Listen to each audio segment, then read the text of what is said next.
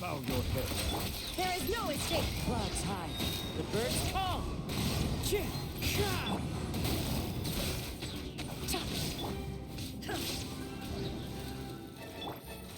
Here comes the catch. Torn to oblivion.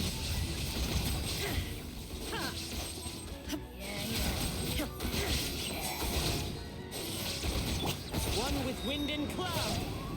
Into the wind. Shine down. Let the mighty be humble. Settle. Busted. The wind knows me.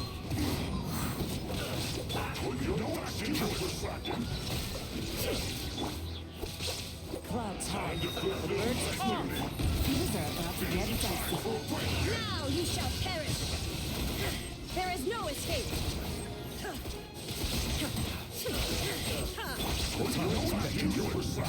Bow your head.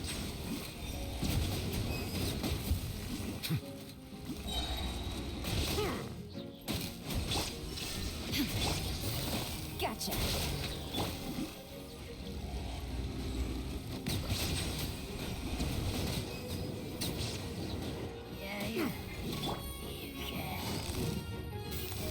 Game's up.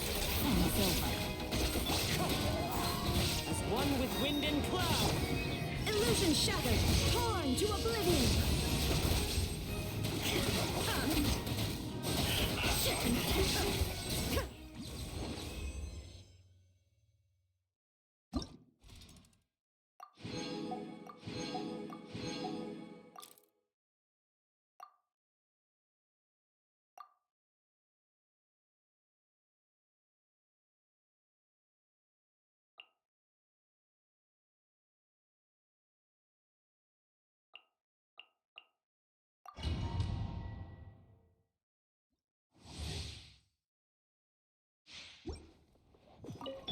Here, happy to oblige.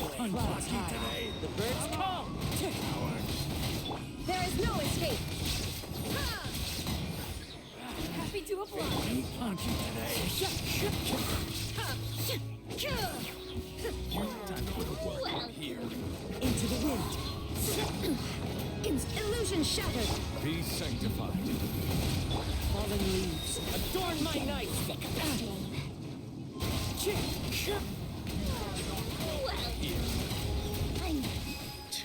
Now you test me.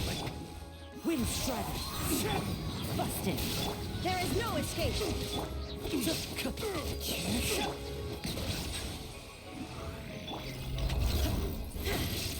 Inazuma shines eternal. Shine down. Things are about to get dicey. Clouds high. The birds call. The wind knows me. Let the mighty be humble. Settle down.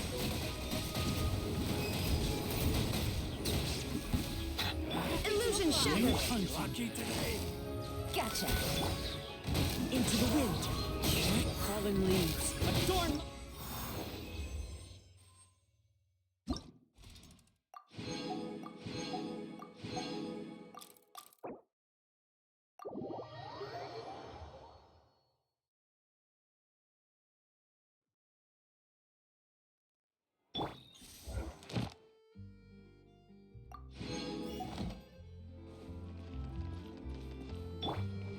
Ad Astra. Thank you for complete. Ad Astra.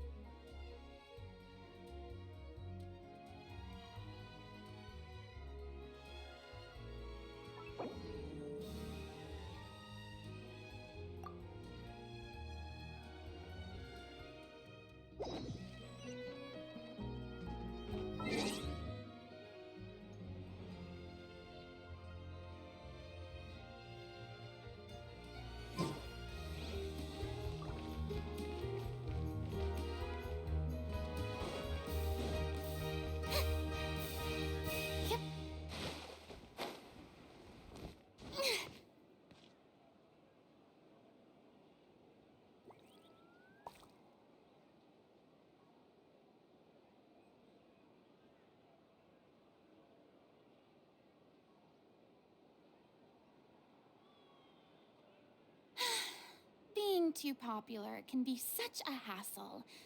Who knew the people would adore me so much?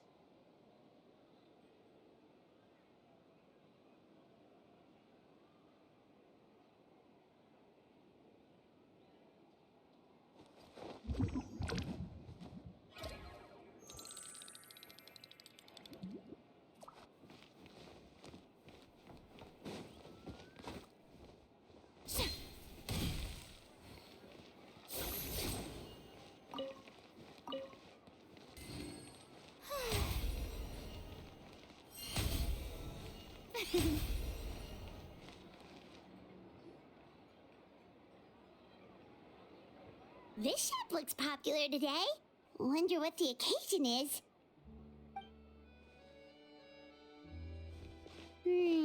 Butterfly Dew Cosmetics now on sale. Huh, looks like it. Oh, Sigewinne's here too. Hey there, Sigewinne! Hello there, Traveler and Paimon. I hope you're keeping yourselves fit and healthy. You bet we are. So anyway, what are you doing here, Sigewinne? The Duke insists I take regular vacations in the Court of Fontaine. This one just so happened to coincide with a promotion for a new skincare product, so I came over to take a look. I like to keep up with the latest industry developments when I can, to help me with my magazine articles. Wait, you write? For a magazine? Which one? It's called Beautés en Fleur, and it's run by the Fontaine Beauty Association. I've done lots of articles about skincare for them, using the pen name Maritime Flower. Oh, wow! You're a Maritime Flower? If Paimon's not mistaken, you're one of the leading figures in the Fontaine Beauty Association! What's so weird about that? Everyone loves beauty! I really like this role. The staff at cosmetic shops are always so polite. And as long as I wear a big smile on my face, I always get the best customer service. Well, they sure don't want to make an enemy of the Maritime Flower. Obviously, it's because of Sigewinne's love for beauty. Still a leader of the Beauty Association? That's incredible. The truth is, I study this field because I cherish my own appearance. It has nothing to do with being beautiful or not. Oh, the words of a master beautician defy comprehension! Oh, wait, you're saying that natural beauty is the highest form of beauty, right? Not really. Actually, Melusine aesthetics are very different from human ones. We don't view humans based on their appearance. If I had to describe our approach, I'd say it's based on cuteness. Oh, really? Yep. Still, I really value my current appearance, and in the process of taking care of it, I've ended up learning quite a lot about skincare and stuff. It turns out, my knowledge and experience is pretty popular with beauty product lovers. It came as a big surprise to me, though. Oh, Paimon gets it now. But speaking of your appearance, how come you look human anyway? Are you, like, only half Melusine? Ooh, wait, sorry. That was probably really offensive, wasn't it? No, I don't mind. I'm not mixed, though. I made a decision to turn myself into this form a very long time ago. If you're interested, I could tell you the story. A shape-shifting story? Oh, heck yeah, of course we're interested!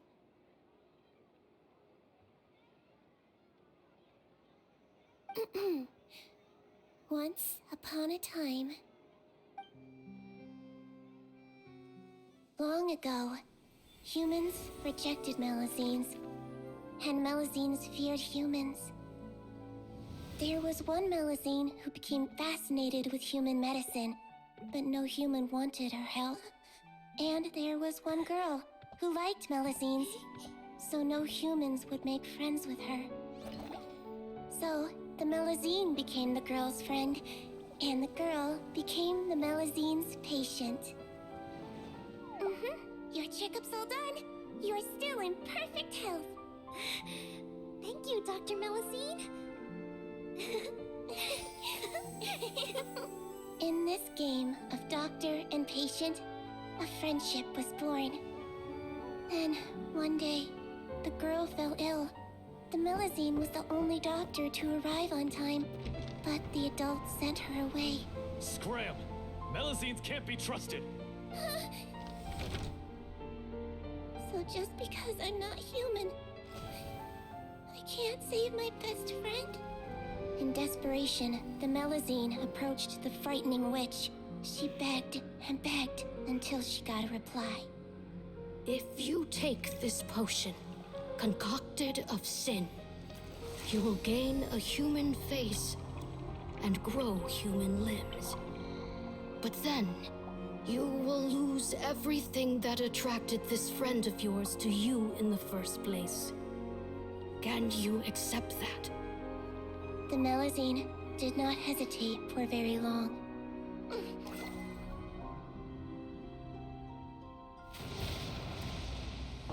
On a rainy night, a little doctor knocked on the girl's door. The doctor wore a hood and raincoat, maybe to protect her from the rain, but maybe also to hide a secret. The little doctor held the girl's hand and treated her illness, just as she had so many times before.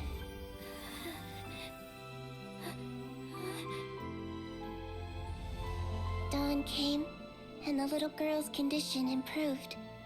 But the little doctor was long gone, for she knew her friend would never recognize her again. And so, since then, I've lived my life in human form. Most people who know me just think I was born this way. Ooh.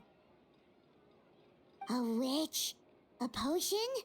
Why does this sound like a fairy tale? Trust me, it's a true story. Must be the way you told it then. It just sounds so... Yeah, not every Melusine would take human form to save their human friend. That must have been a huge decision. Treating patients is a doctor's duty. We must always find a way, even when the going gets tough. Ugh. It's so crazy that they turned you away just because you were a Melusine, especially when their daughter was so sick. Well, sometimes appearance can be a real barrier, but that was a long time ago. I like how I look now anyway. Paimon too! You're super cute this way. Attention customers! Thank you all for waiting. Now, on behalf of our skincare partner, I'm delighted to announce that our exciting new product is now officially on sale. Well, there we go. Let's have a look, shall we? Paimon, if you want to buy any skincare products, I'll be happy to give you some suggestions. Really? Personal advice right from a leader of the Fontaine Beauty Association? What an honor! Allow me to introduce our newest skin lotion, Butterfly Dew. I'm sure many of you have already read about this product's trials in the newspapers. To say that it improves skin quality is an understatement. This product gets its name from the way it transforms your skin and makes it glow anew, like a butterfly emerging from its chrysalis and spreading its wings for the... We are thrilled to have the inventor of this fantastic product with us here today. Please welcome Mr. Rawat, a researcher from the Fontaine Research Institute. Now, without further ado, I'll hand over to Mr. Rawat to tell you all about what Butterfly Dew can do for you. Thank you. Hello, everyone. I'm Rawat, and I developed Butterfly Dew. Wow, what a looker. He's a researcher? Wow, he's really challenging the stereotype. It seems that everyone is surprised by my entrance. Or should I say, my appearance. I'm well aware that researchers are generally better known for their brains than their dashing good looks. In that regard, I do believe I break the mold somewhat. Of course, appearance is a skin-deep way of defining a person. And yet one's appearance can be a very real set of shackles, holding a person back in their life. It can rob a young person of their self-confidence when applying for a job, dissuade a young lady from approaching the one she loves. Our actions are at the mercy of our appearance, and we slowly become the very person that the outside world sees us as. But what if I told you that those shackles can be broken? If our appearance prevents us from changing, then let us first change our appearance itself. Wash away moles, birthmarks, and wrinkles, and they can no longer rob us of our confidence. Replace them with luster and radiance, and we shall never again hang our heads in shame. That is why Butterfly Dew exists. Its mission is to allow us to shed our pupae, undergo a complete metamorphosis, and embrace a new life. Well, whether it actually works or not, after that speech, Paimon's already sold. Mr. Robot, could I ask if you've used this product yourself? Of course, I tried it many times while I was testing it. You can consider me a product ambassador. Wow, then it's sure to work. Still, I don't expect to convince you just by blowing my own trumpet. So, could I get a volunteer from the audience to try it out? Oh, Paimon volunteers!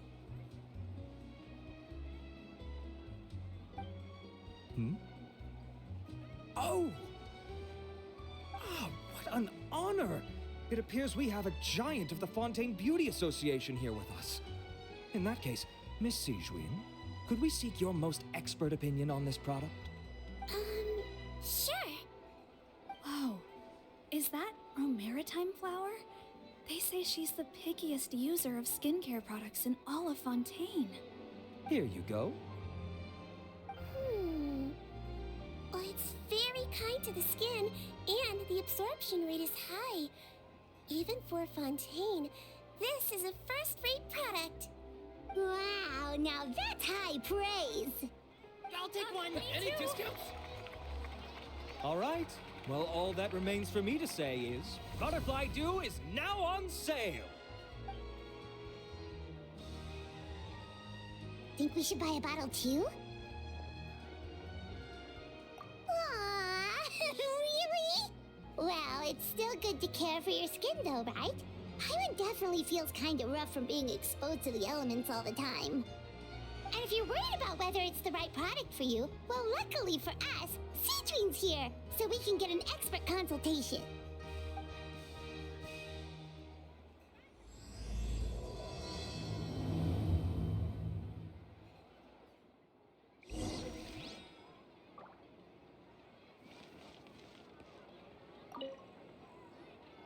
It's an honor to receive such high praise from you. To be honest, I was also hoping you might be able to point out some flaws in the product so I can keep improving it. With most skincare products, the pros and cons only become apparent with long-term use. Yet, this one has instant benefits, improving skin quality without any obvious side effects. It's one of a kind.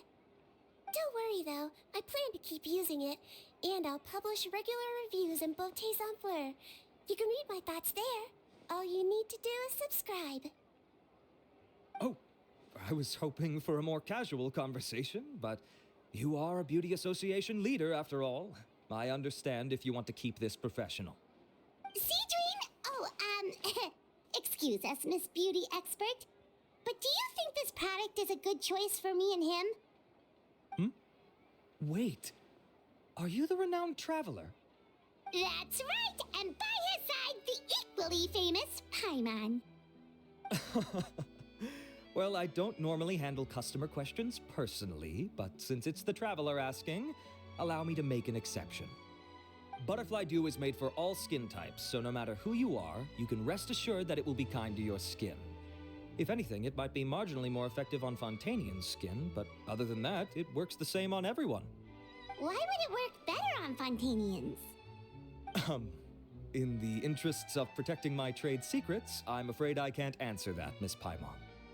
Alright then. How about a friend discount?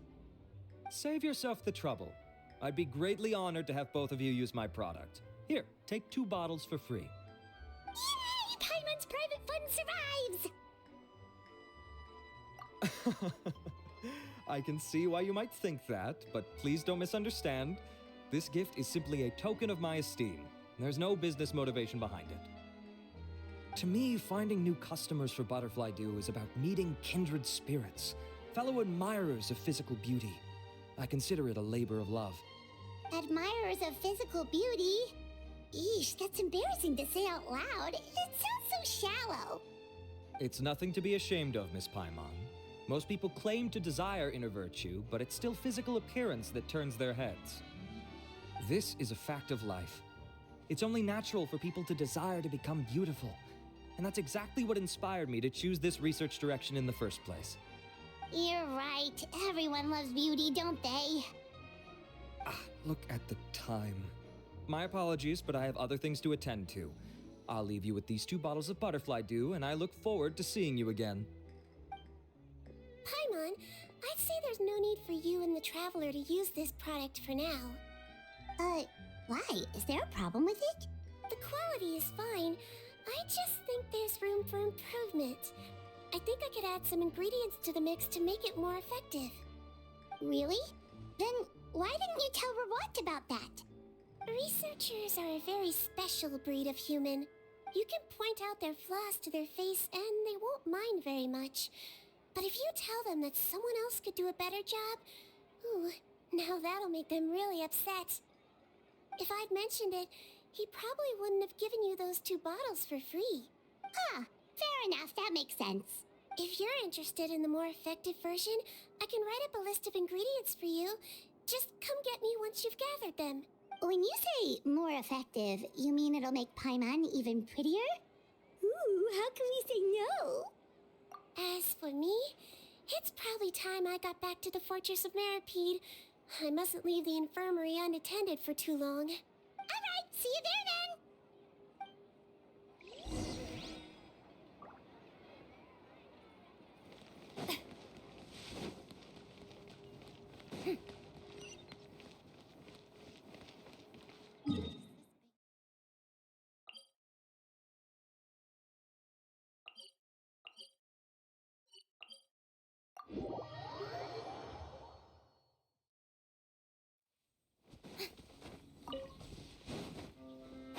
Just up ahead, Traveler!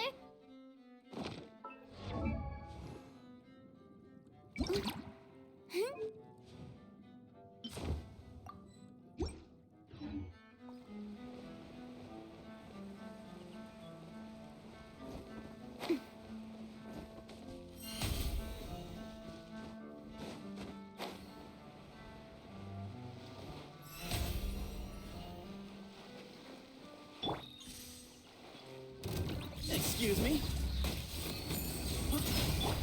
Here you are. Scatter!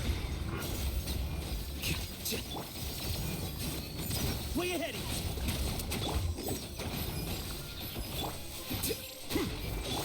The show begins! Behind you! The doctor will see you.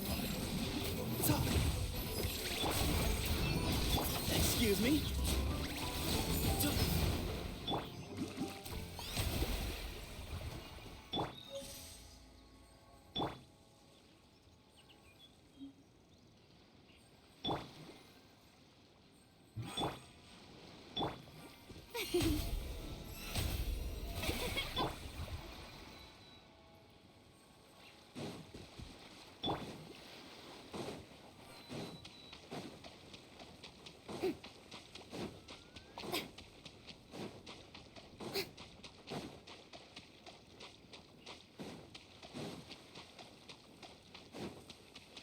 May I present?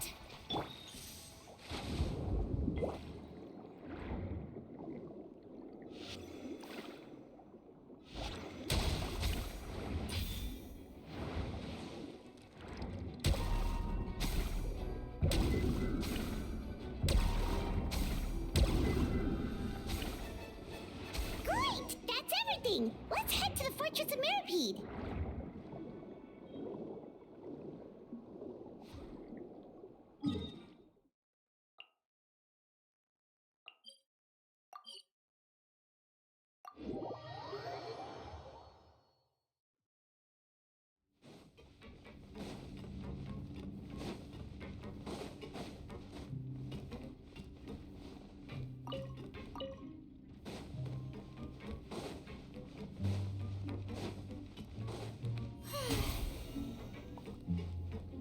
Ah.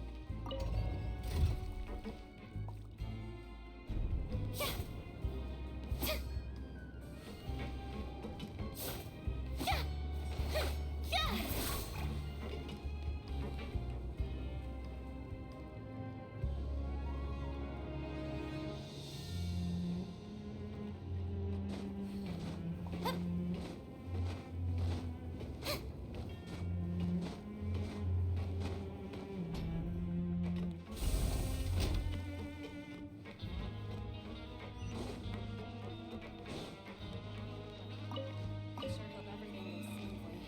I can't be dealing with that funny business.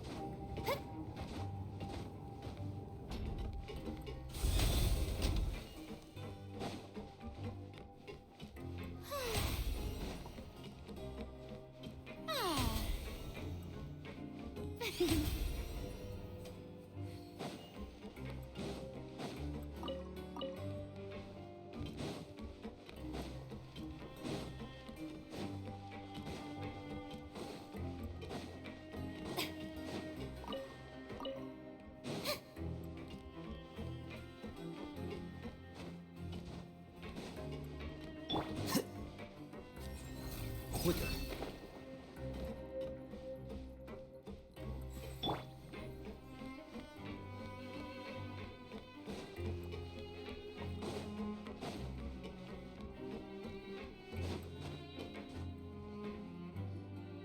Whoa, the infirmary is packed.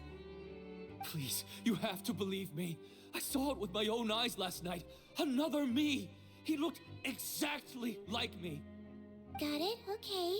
I've written down everything you told me. Now, I have a few tests to run. Take a deep breath and don't worry, it's nothing to be nervous about. First, which finger am I holding up? Your index finger, but I'm telling you, my mental state is fine. I'm not crazy. Very good. Now, on to the next. Hey there, Your Grace. It's been a while, huh? Ah, it's you two. Indeed it has. I would offer you some tea, but I'm afraid the timing is unfortunate. Duty calls. No worries. Actually, we were looking for Sigewinne. Do you, know what all of this is about? This inmate came running to the guards in a panic, claiming to have seen his exact doppelganger. A doppelganger? Doesn't that just mean someone else kinda looks like him?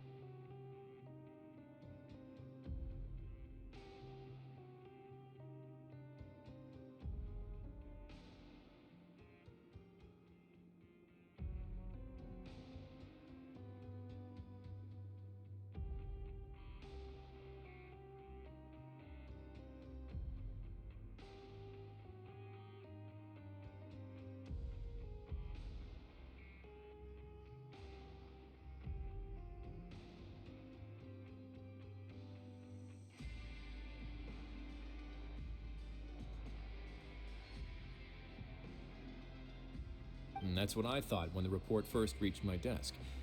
But we've inspected our records. No one even vaguely resembles him. Considering how certain he is of what he saw, I can only surmise that he's having some mental issues. So I brought him for a medical evaluation. All right, very good. Take a sip of water and rest for a bit. Evaluation complete. I couldn't find any symptoms pointing to a physical condition. I see. So do you still believe there's more likely to be an issue with his mind than his body? I have to assume so for now. Psychological issues are more difficult to detect. At this stage, we can at least confirm that he is in command of his cognitive faculties. The rumor mill will go crazy if word of this gets out. Guards, take him to the ward for a period of observation. The Nereides Phantom has requested my cooperation on a case, otherwise I'd deal with this myself. Sorry for the trouble, head nurse, but I'll have to leave this to you. No problem, Your Grace. I'll add him to my observation list. By the way, we have a couple of guests here who've made the trip just to see you. I imagine it must be important. You probably won't need to add them to your observation list, though. Oh, Traveler, Paimon, it's you. Hey there, Sigewinne! It's actually not that important, but... I'll be in my office if you desperately need me. Goodbye for now. Okay, bye-bye! So, Sigewinne... Would you mind waiting for just a moment? I have another patient to see. Just find an empty bed and take a seat. I won't be long. Oh, sure! Sigewinne, we've brought him. And he seems to have taken a turn for the worse again. Okay, don't panic. Let's start by sitting him down here. Paimon had no idea how busy it can get for Sigewinne. Maybe now's not the time to ask for her help with skincare. Good point. Besides, it might actually be interesting to observe her at work. Well, this could hurt, so I suggest you take a deep breath first. Did his face melt? What happened to him?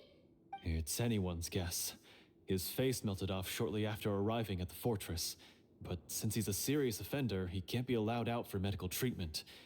Best we can do for now is ask the head nurse to give him something to manage the symptoms. Oh, this is gonna be awkward.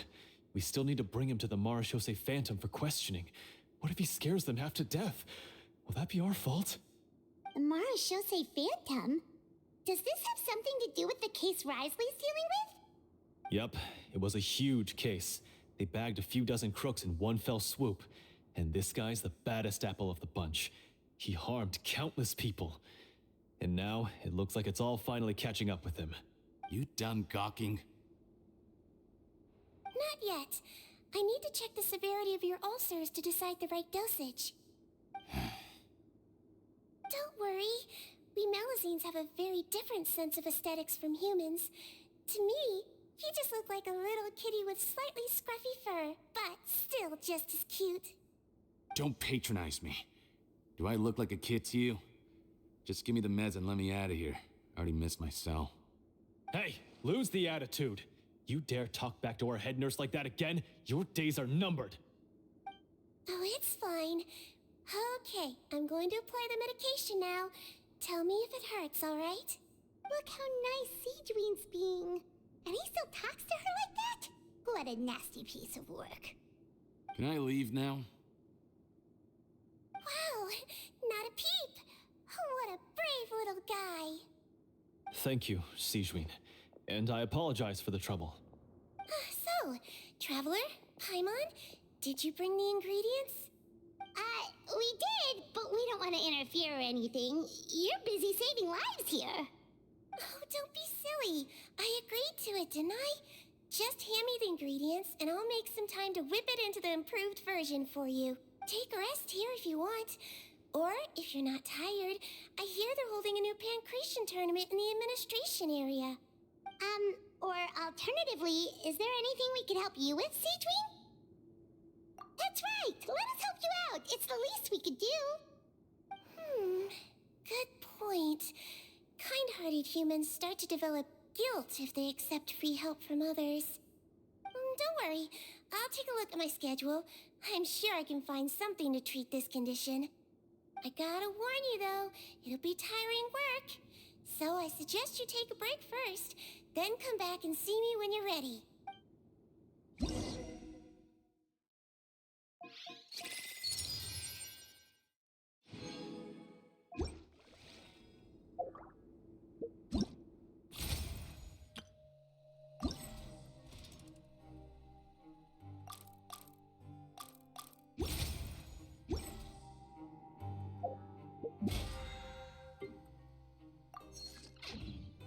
Time to shine!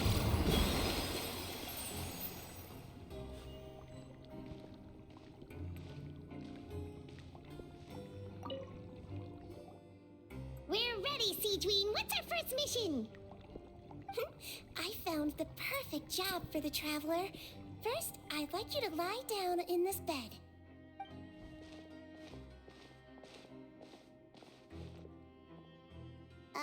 What for? I need you to pretend to be sick. What? Oh, is it that difficult? I thought you did a pretty good job last time. Oh, so you knew. I sure did. He was way more interesting than the usual malingering inmates, and you played along very well, Paimon. I observed you two for quite a while after that. Well, this is awkward. But why do you need us to do it again now? No time to explain. My next patient will be here any second. Please just do as I say. You can, pretend like you've got a nasty headache, and throw in some dry heaving for good measure. Okay.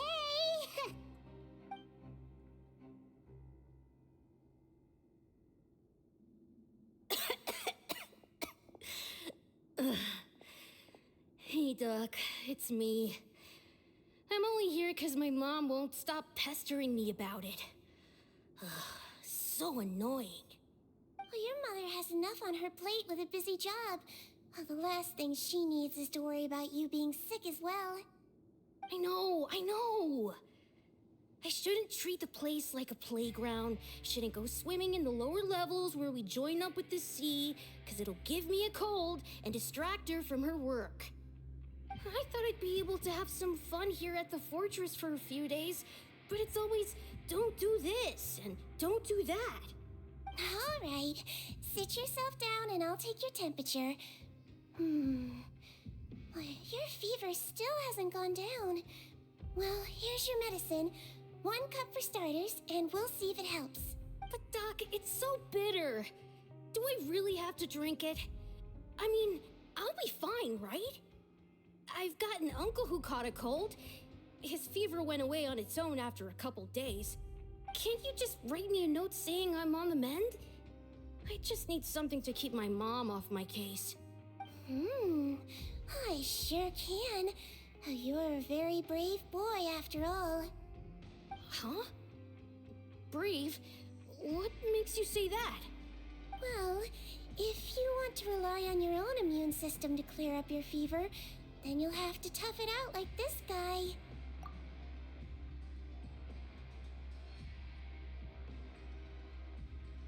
Hang in there, Traveler! Are you gonna puke? Paimon can get you a paper bag! Huh?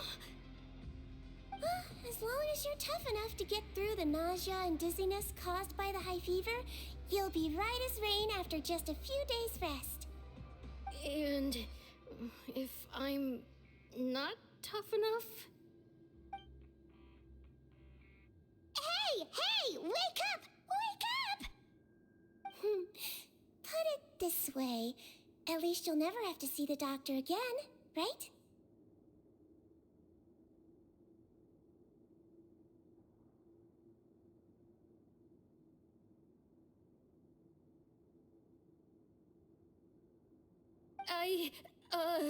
I think maybe I'll take that medicine after all, if that's okay. Oh, of course. Here, it's still warm. It's so bitter. All done. Great job, you two. That kid really doesn't know what's good for him. His mother's a guard here. She's been working back-to-back shifts lately. But unfortunately, his father's away on a business trip right now.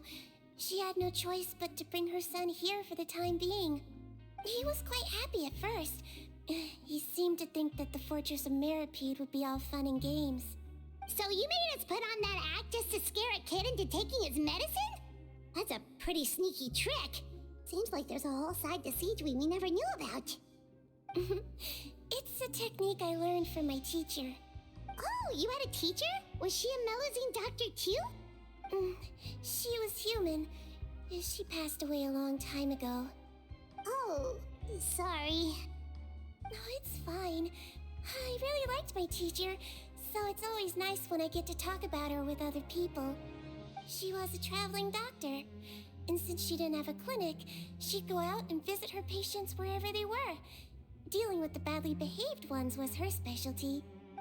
She used to say, if you can scare the little brats into taking their medicine, you won't have to hear them wailing and screeching when their condition gets worse. Huh, she sounds like a pretty strict teacher. Strict? Well, it's not how my teacher saw it. She thought of herself as terrifying to kids.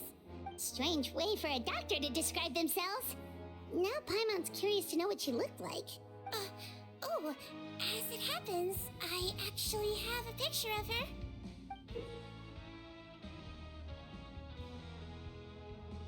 Oh, wow, yeah, okay, that'll terrify the kids. Yep. All the children she treated thought she was a witch. Why does it almost sound like you're envious of her? Oh, because I am. If she was here, all the children would take their medicine without any need for tricks. A doctor who looks like a witch.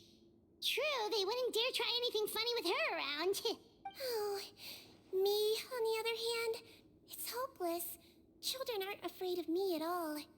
That's actually a good thing, you know? Oh, my next patient should be arriving now. Would you mind lending me a hand again? Sure thing! On to the next mission!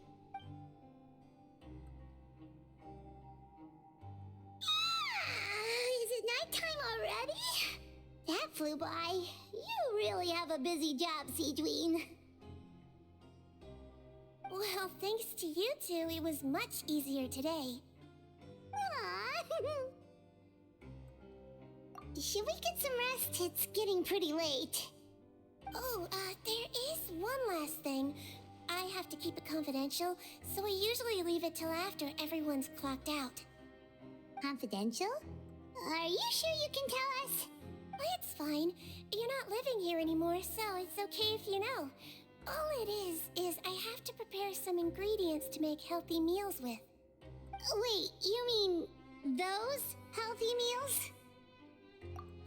My patients refuse to eat any healthy meals I prepare in front of them, so I have to prep the ingredients in secret, then let the chef at the Coupon cafeteria handle the rest.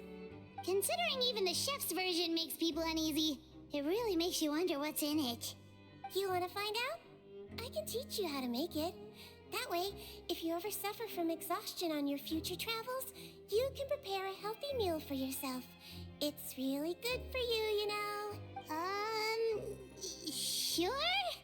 Guess we can help out one more time.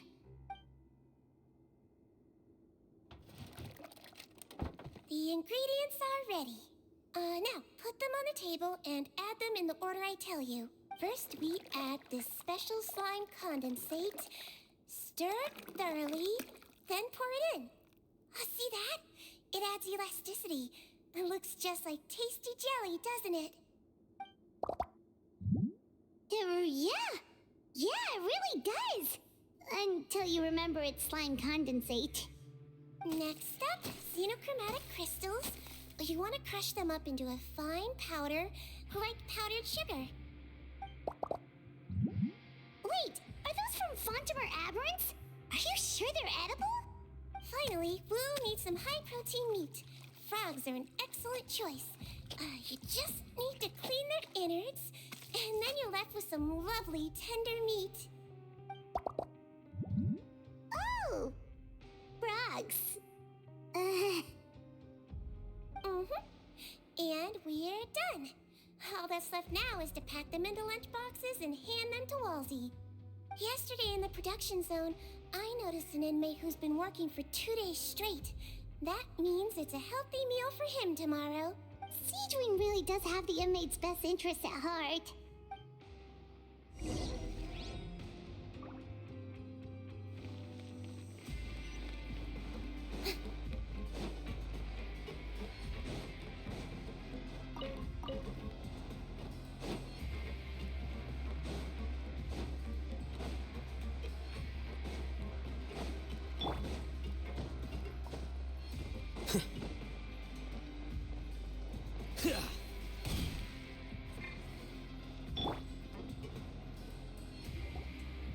Ah, head nurse. Got some extras for me? Just the one today. The serial number's on the lid. Sounds good. I'll make sure it gets delivered. Sounds like they're talking in code. Thanks for your help. Oh, it's no trouble at all. I only wish I could do more. You work so hard for all our sakes. I'd happily lose a little sleep if it meant helping you out. That won't do. If you reduce your sleeping hours any further, your health will start to suffer. All right. Nurse's orders. I'll do as I'm told. But you take care of yourself too.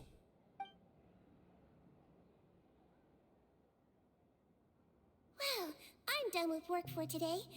Thanks for helping out, you two. Seems like the guards and staff here have a lot of respect for you, Sigewinne.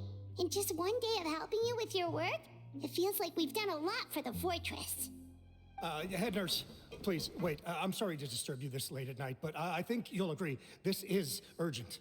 Okay, just relax and catch your breath. What's the matter? The guard at the observation ward, Odilon, he told me to pass on a message to you. One of the inmates there, the guy suffering from possible hallucinations, well, he seems to have made a sudden recovery, and now he wants to apply for permission to leave the ward. Huh? Already? You were right to tell me. I'll have to examine him and make sure he's well before we discharge him. Looks like we've got one job as medical assistants left. We'll come with you.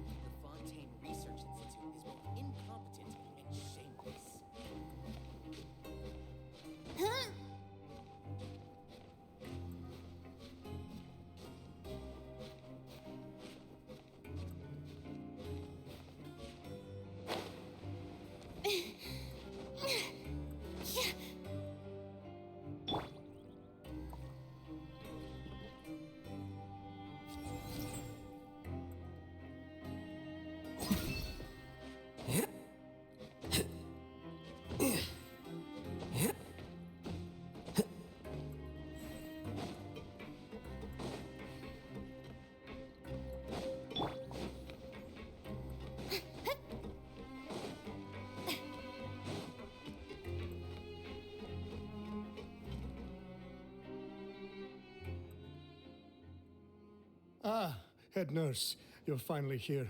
I'm so sorry for all the trouble I've caused you, but I believe I've now made a full recovery.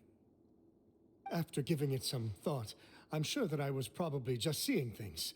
Stress-related, I imagine. I'd been working long hours, so I definitely wasn't in the best state of mind. I totally understand. Still, I have to give you an examination before I can discharge you, okay? So, take a deep breath and don't be nervous. It'll be the exact same procedure as we did this morning. We can start whenever you're ready. Again, so sorry. I was in such a state this morning, I barely recall anything. Would you mind taking me through it again? Oh, not at all. It's a lot to remember. First up, we have a little cognitive test. Just concentrate and you'll be fine. To start with, which finger am I holding up? Your pinky. All right, all indicators seem normal. So it was a stress-induced hallucination after all? Well, we've certainly had previous cases of mental illness caused by overwork, which is why I carefully observe everyone in the production zone. I wonder how I managed to miss the signs this time. Please, head nurse, you shouldn't blame yourself. I'm just still adapting, that's all. Pushed myself too hard, and I guess I couldn't take it. Thanks for looking after me. I'll be as good as new after a good night's sleep. And if you can give me the okay, I know I'll sleep better back in my good old dorm.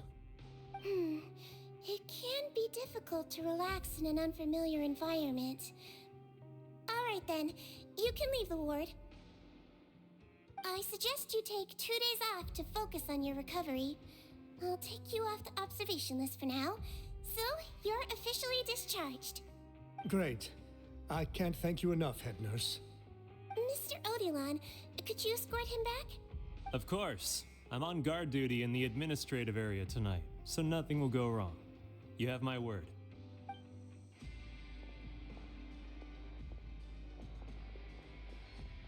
Guess you're finally done for the day now, huh? Yep. But I still haven't gotten around to making that improved lotion for you yet. Oh, no rush! Seriously, it's super late now. You should go get some rest too. Well, tomorrow it is then. Good night, Traveler. Good night, Paimon. Hope you sleep well. Oh, don't you worry. We will. After a productive day of work, we're both gonna sleep like a log.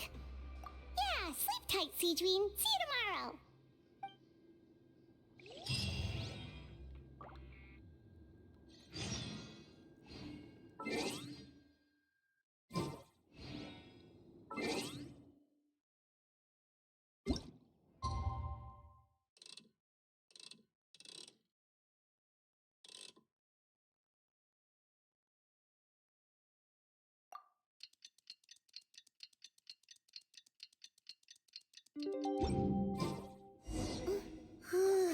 Paimon really did sleep like a log.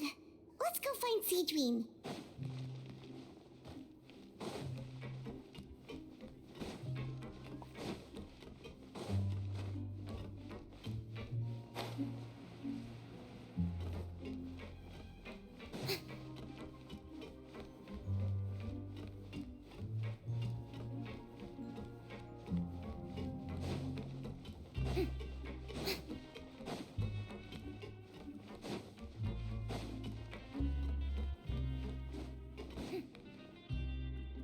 Oh, how is the infirmary even busier than yesterday?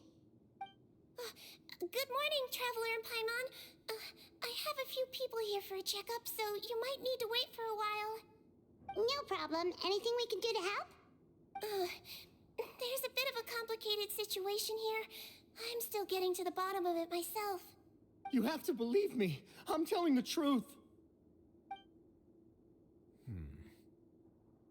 You're in a medical facility. Keep it down. Please, listen to me. I'm not Gascon. I'm Uy. You're a horrible liar, you know that? We get all your mugshots with the arrest warrants. It's clear as day that you're Gascon. You mean because of the way I look? I don't know what happened. I just woke up like this. Then you guys dragged me in here for an interrogation. I brought you here to figure out what's going on. If you truly are the victim of an injustice, yelling isn't going to achieve anything. At most, it'll delay your vindication. All right. I get it. This is nuts. Yesterday's interrogations went fine, and now this. Morning, Your Grace. What's going on? Remember the case I mentioned yesterday? The one brought to me by the Marechaussee Phantom? Well, we've been questioning the inmates involved this morning. Every single one of them is claiming mistaken identity. Huh. That's even weirder than what that guy was saying yesterday. The thing is, none of them have been able to provide any evidence whatsoever to support their claims. Questioning them further got us nowhere, so for now, we've brought them to the infirmary. And we thought yesterday was as busy as it got for Sigewinne. We've compiled their statements. Have a look. Perhaps there's something we missed.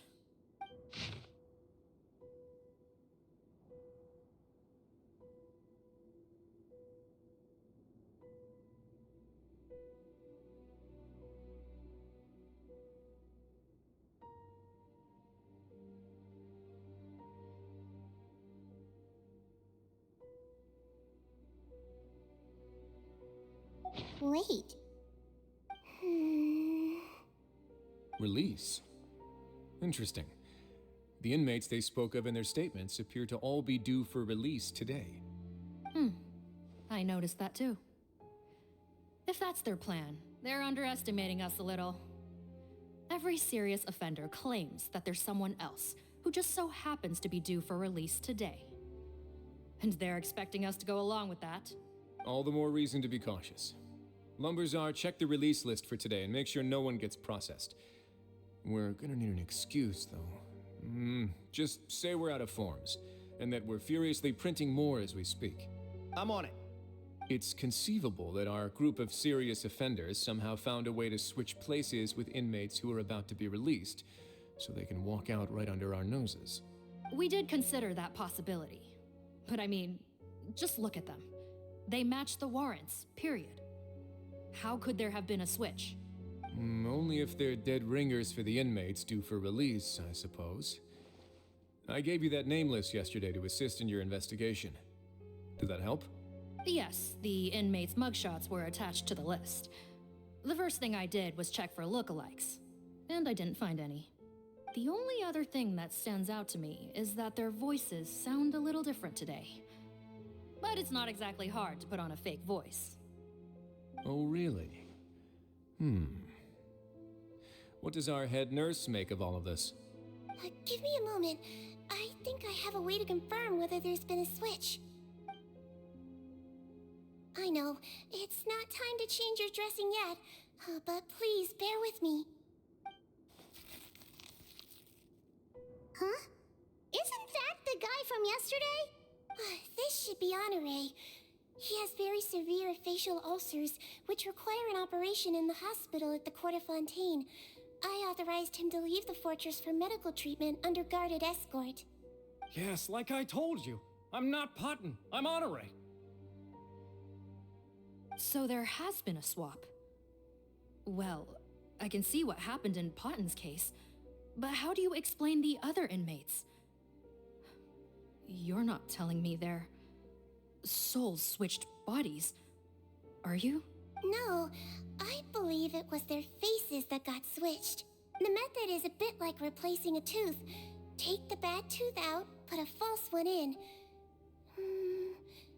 And actually, I think I can prove it to you. Traveler, Paimon, do you remember Eric from the other day? Yeah, sure do. Then you can be my witnesses. To start with, please fetch the inmate who claims to be Eric.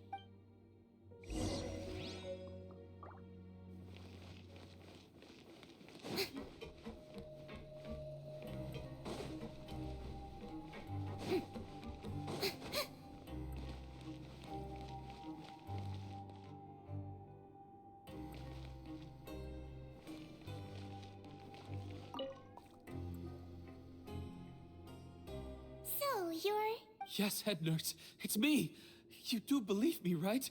I need to do another examination on you. Same procedure as yesterday. All right. It's the cognition test first, right? So I need to concentrate. Now, try to recall if you can. The last time we did this test, which finger did I hold up? I believe it was your index finger. But that means... Huh? So basically, last night, the Eric who said he saw another him suddenly recovered and applied to leave the observation ward. Sigewinne did another test before letting him leave, but that time, she held up her pinky finger. Huh? I don't know about any test last night. There was nothing to do in the observation ward, so I went straight to bed. Then I somehow woke up in a high-security cell. Well, in that case, there is a reasonable explanation for the strange events of the past 2 days. So, what exactly happened? The gang of serious offenders wanted to break out of prison, so they identified a group of scapegoats, namely inmates whose terms were almost up, and planned to switch appearances with them. Last night, when Odilon was on duty, they ambushed him and had one of their group switch appearances with him using their face-swapping method. That allowed them to avoid scrutiny from the other guards. Then, once all the other inmates were asleep, Odilon spent his night shift carrying out the remainder of their switcheroo plan. However, they made one mistake. Henri changed his appearance to match Eric's earlier than he should have done, and ended up being spotted by the real Eric. Real Eric came to the guards for help, but we didn't know then what we know now. So we put it down to hallucination and sent him to the observation ward. However, since one of the gang members was posing as a guard, they simply changed real Eric's appearance and had their Eric take his place, muddying the waters even further. Right, because I put Eric on the observation list by then, and no inmates on that list can be processed for departure until I've discharged them. Hence why the imposters had to pull that little stunt to get fake Eric off the list. Yeah, it all makes sense now. The Duke cracked the case. Well, I can't fault the reasoning. But I'm afraid that we ruled out the possibility of face switching very early on in this process. Criminals altering their facial appearance to commit crimes is nothing new. In fact, one of the explicit duties of the Melazines in the Marechaussee Phantom is to identify criminals in disguise. We carefully examined all the suspects, and there is no evidence that any means of disguise were used in this case. Huh. Well then, how do we explain all this? So far, it seems more likely that the gang stole documentation belonging to the inmates due for release, and are using that to commit identity fraud. Actually, there is a potion that can completely change someone's appearance. If they use that, even a Melazine wouldn't be able to detect it. A shape-shifting potion? Forgive me, head nurse, but this is the first time I'm hearing about it. If such a potion truly existed, it would jeopardize our entire investigative process at the Marechaussee Phantom. Are you certain of this? Yes, I am. But... Please, trust me in my professional opinion as an experienced clinician. At the same time, without any solid evidence, it's pure speculation. If we can round up all the inmates suspected of switching places, then have a little talk with both sides, we might just get our answer. Yep, let's do that. Okay. Well, it was our negligence that meant we had to come and conduct these post-internment interrogations. And I know it's put you out. We'll do it your way. Your Grace, bad news. I paused the releases like you asked, but we were too late. A bunch of people already got processed 2 hours ago. I checked the list, and sure enough, it's all the people who gave statements. 2 hours ago? That's before today's interrogations began. They had this all planned out. So there really was a switch after all. They really pulled the wool over our eyes on this one. We should be able to catch up with them if we leave now, right? Not if that potion is real. They can just switch faces again after leaving the fortress. And if the Marechaussee's Melazines can't even spot them, we wouldn't know where to start searching. Yikes! So we're at a complete dead end!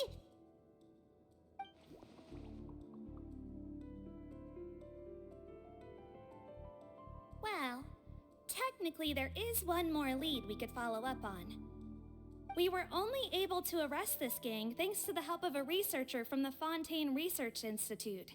I believe his name is Rawat. Oh? Rawat? Isn't that the handsome guy we met at that skincare promotion? Handsome?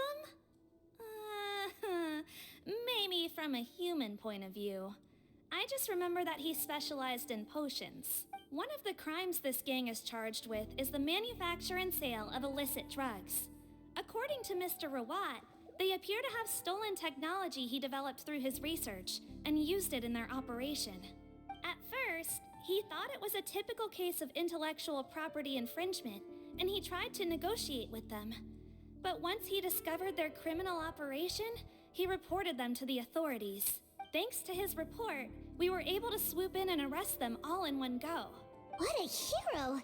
Bet that took courage on his part. No doubt. This is worth following up on. As the one who snitched on them, it's highly likely that Rawat will be targeted by the escapees. That aside, since he's negotiated with them in person before, there's a chance he'll have some additional information for us. Understood, Your Grace. My team and I will head to the Fontaine Research Institute right away. In the meantime, please keep an eye on the face switch victims for us. Of course. Miss Morgan, I'd like to come along and help you catch these criminals. Huh? Why's that? Well, I'm the one who discharged the fake Eric last night, so I feel partly responsible. Don't say that, head nurse. Your focus was on the inmate's health, and rightly so. We can't ask you to help with arresting criminals. That's our duty. I also have a more personal reason. Cotton is a patient of mine, and if I don't get a new batch of medicine to him in time, his condition will get much worse. Look, head nurse, I completely understand where you're coming from. But arresting criminals is dangerous business. And if anything happened to you, none of us can afford to take on that responsibility. Don't worry, I can defend myself just fine. You say that, but still. If I may, Miss Morgan, Sigewinne is the one who raised the potion hypothesis, and I'm sure she has far more expertise on the topic than your team. My suggestion would be to bring her with you. And if you really are worried for her safety, then...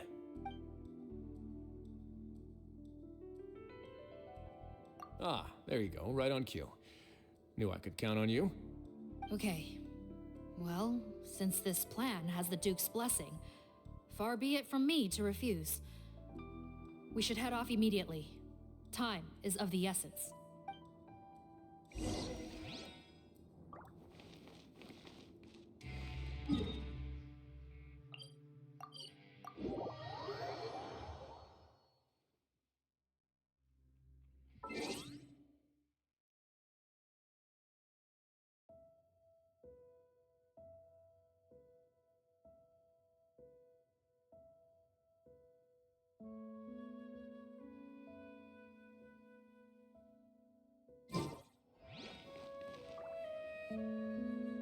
Greetings. Sorry to impose, but I'm afraid we're here on urgent business, and we're gonna need you to cooperate. The Marsh is a phantom. Let me guess, you're investigating some more illegal research? Not this time, no. We're looking for a researcher. Do you know where we might find Mr. Rawat? Rawat. Oh yeah, Mr. Handsome, right? He actually doesn't work on site here very often. There's a handful of researchers in the nearby area who know him pretty well, though. You can see what they know. Just a handful? Paimon figured he'd be the most popular guy around. Well, I guess you could say he's popular, at least on a superficial level. He's blessed with good looks, so he tends to make a good first impression on people. But in all his time here at the Fontaine Research Institute, I don't think he's ever had a single deep conversation about his research with his peers. That's no way to make real friends around here.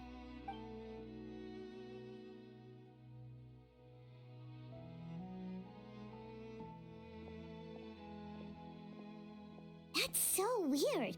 He definitely didn't come across like a recluse at that product promotion. I don't find that weird at all. He definitely didn't strike me as the kind of guy who's good at making friends. Really? Paimon couldn't tell. Must be a Melusine perception thing. Okay, we should talk with his acquaintances. But we also need to check the Research Institute for any clues. Let's split up. It'll save us some time. Sure thing. We'll go ask around among the other researchers with Sigewinne. Paimon's suddenly kind of curious to know what everyone really thinks of him.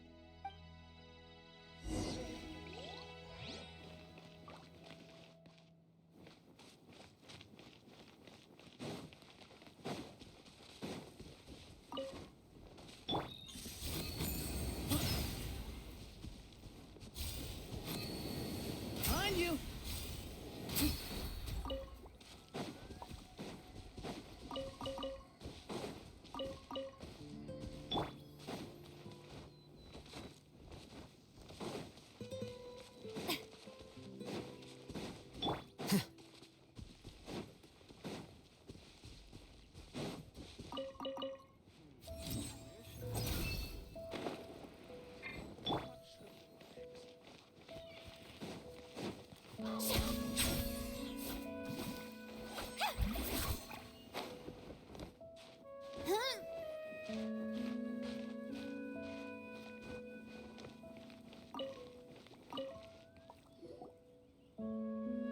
Excuse us, are you Audrey?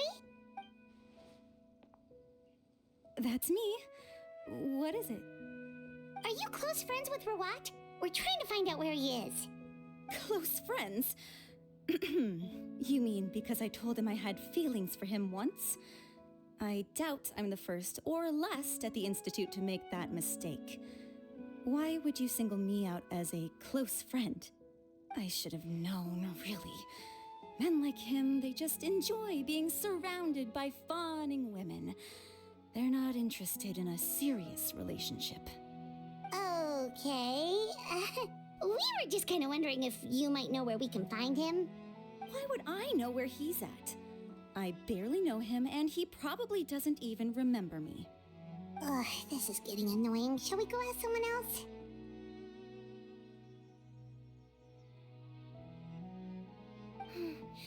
I think she knows Rawat better than she cares to admit.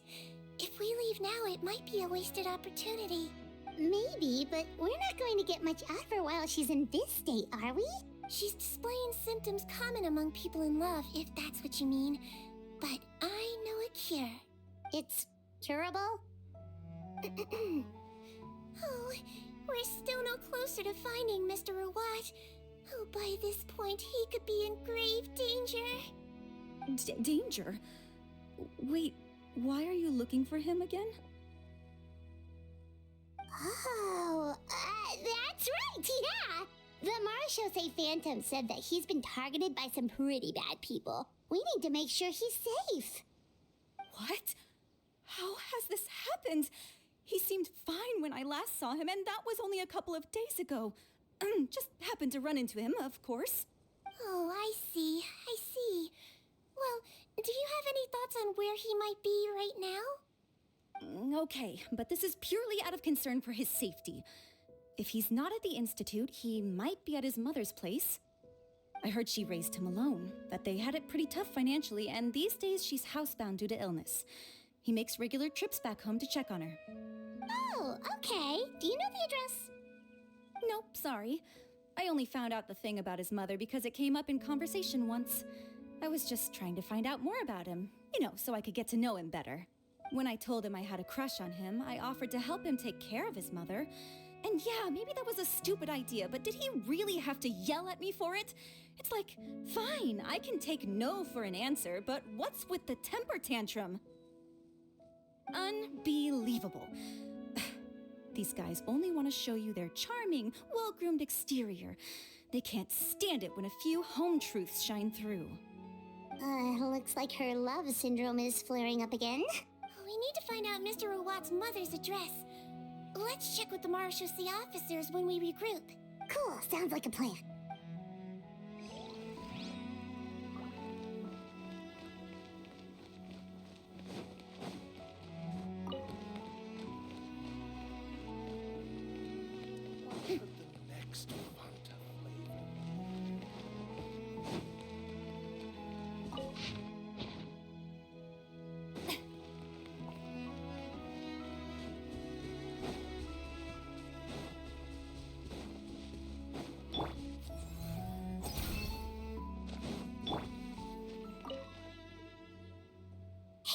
Are you in Teep? What do you want? We're here to ask about Rawat. Any idea where he might be? We were told you were pretty close with him. Close? Not sure that's the word I'd use. He wouldn't even let me use his patent. Huh? It's been a good few days since I last saw him. I don't know where he's at. Go ask someone else. Would the patent in question happen to be related to the new skincare product he developed? Yeah, kinda. Butterfly dew, or whatever he calls it. I heard he made a tidy sum off of that one. Okay, now we're getting somewhere. Keep going. Most of the other researchers here focus on mechanics, energy, stuff like that. I get why he wouldn't be interested in having anything to do with them. But I'm studying coatings. There's a huge overlap in our areas of research. Why would he refuse to work with me? I bought his product once and noticed it contains a unique substance that might have applications in coatings too. If it worked out, I could probably make as much as he's making. Don't get me wrong, I had no intention of plagiarizing his work. I was hoping to get official permission to use his findings in my own research. Followed the proper procedure. It was all above board. I would have had to pay him a license fee and everything. But despite that, he turned me down not once, not twice, but 3 times. It's like he's vehemently opposed to the idea of anyone else making the kind of money he does. Huh, so is Rawat antisocial, or is this guy just jealous? Well, it doesn't look like we're gonna get any info about Rawat's whereabouts from him. Let's go. Wait, 1 second. Mr. Antib, next time you go shopping, you should buy some Buell fruits. Peel the skin, steep in water, then drink. It'll help calm your mood. Huh? Yeah. Thanks.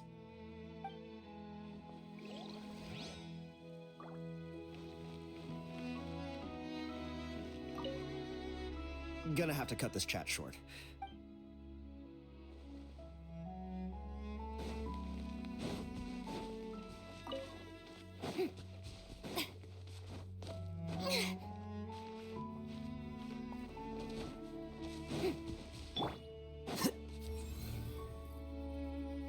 Here you are.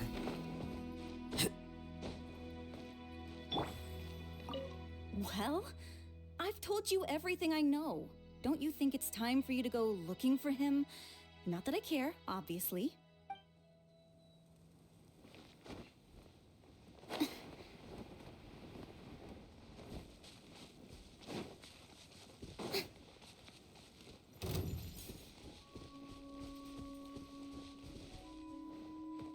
Yep.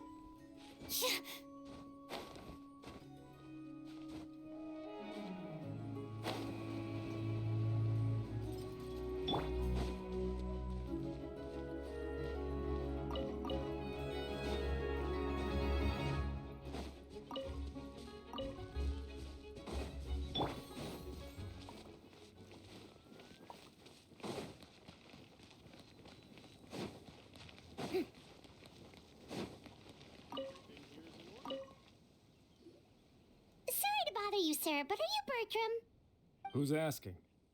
Just some concerned citizens helping out the Marechaussee Phantom with an investigation. We'd like to ask you about Rawat's whereabouts, if that's okay. We're told the two of you are pretty close. Not anymore, we're not. Turns out we don't see eye to eye. Oh yeah? What happened?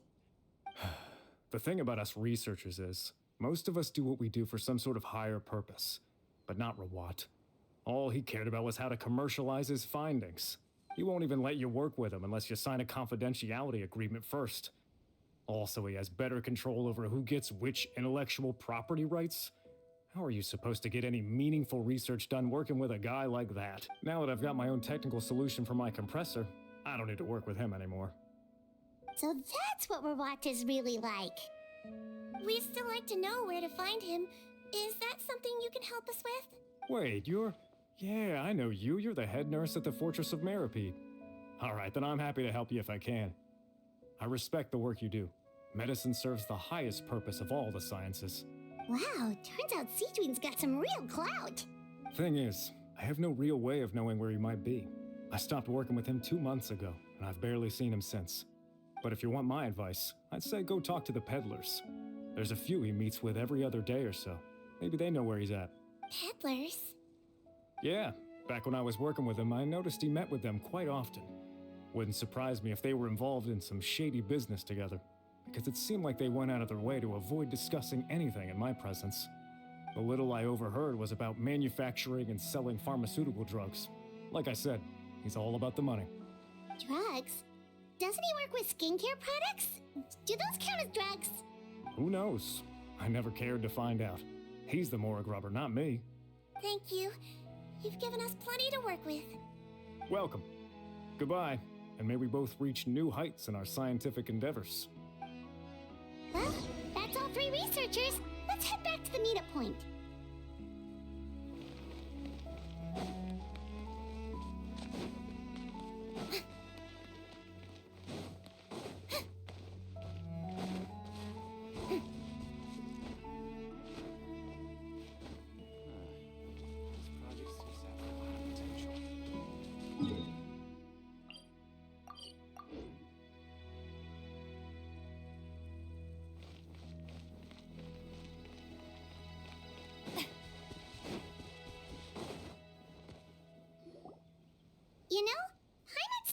thinking Rawat was a handsome researcher with a friendly and cheerful personality.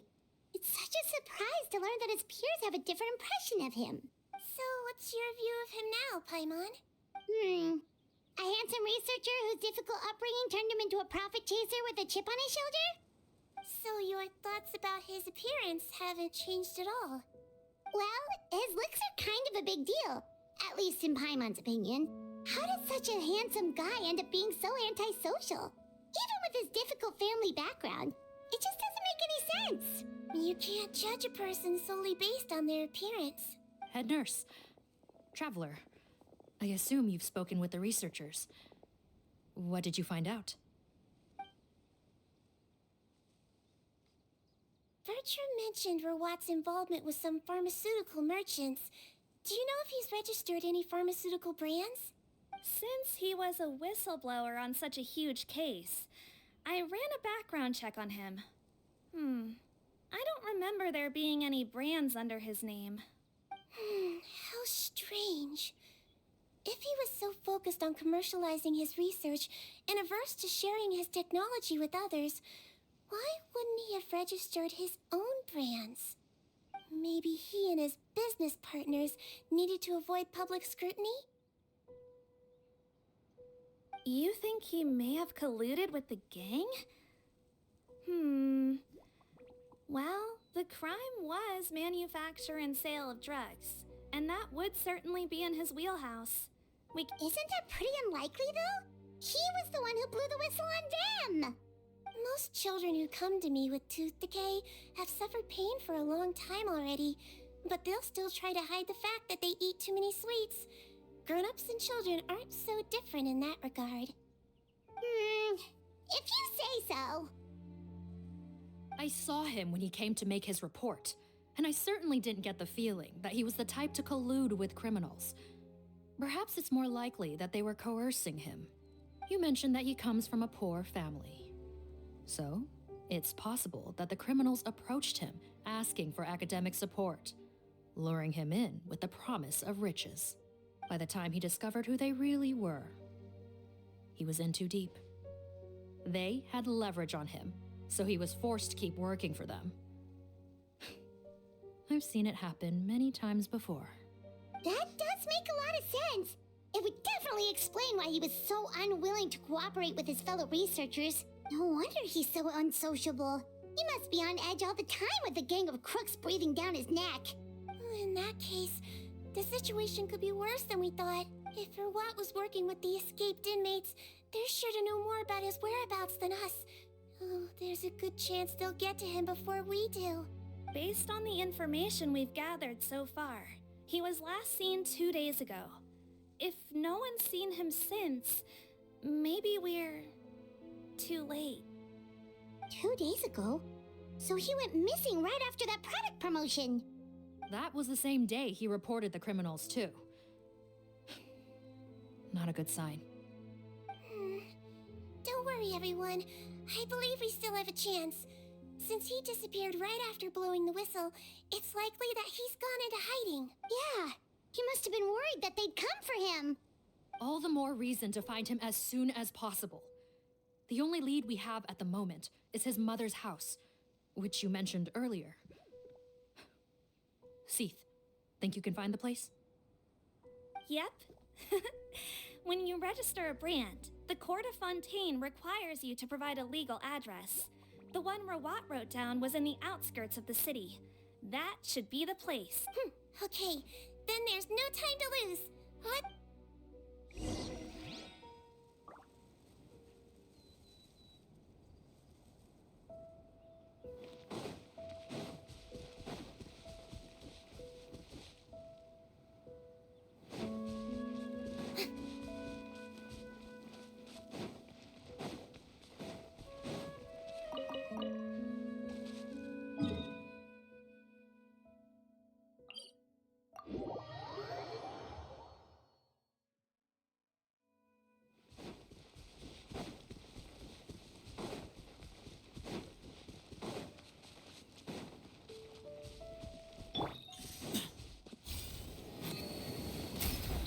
Where you heading?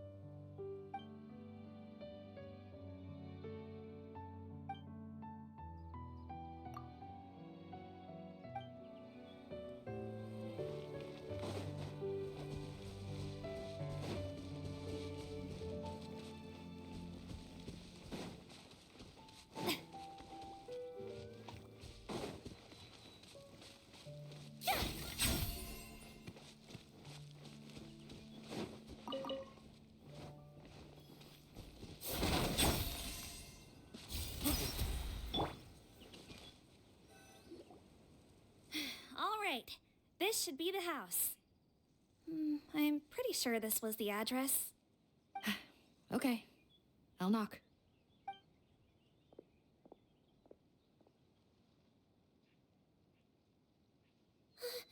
Sounds like whoever's inside has restricted mobility. Oh, it seems serious. Oh, what's the fastest way to get this door open? Break the door down? No, I'll handle it. Let the expert deal with it. There'll be a mountain of paperwork if we damage a citizen's property.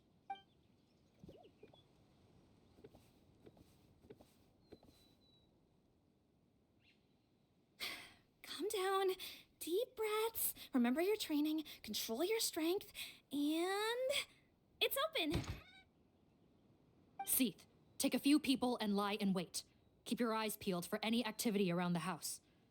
The Traveler, head nurse, and I will go inside.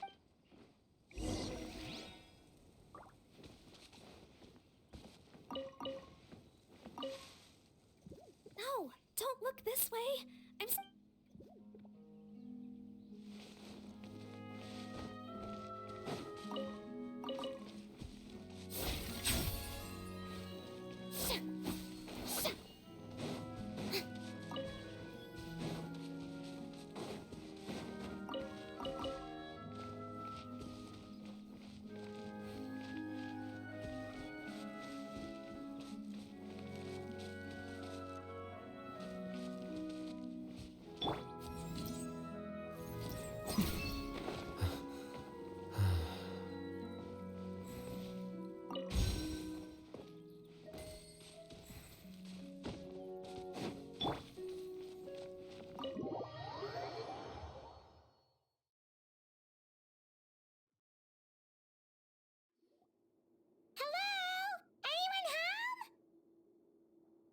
Oh, there. On the bed, there's an old lady. That's gotta be Rawat's mother, right? She doesn't look like she's in any state to be answering our questions, though. We could try, but she is very ill. We mustn't force it. Well, doesn't look like Rawat's here.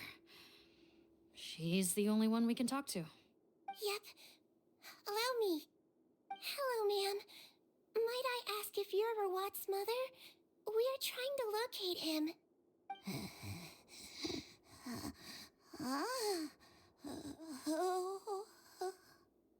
Hard of hearing, perhaps. Does anyone have a picture of Rawat? I have one here. I'd like to show you a photo, ma'am. Is this your son? Do you know where he is?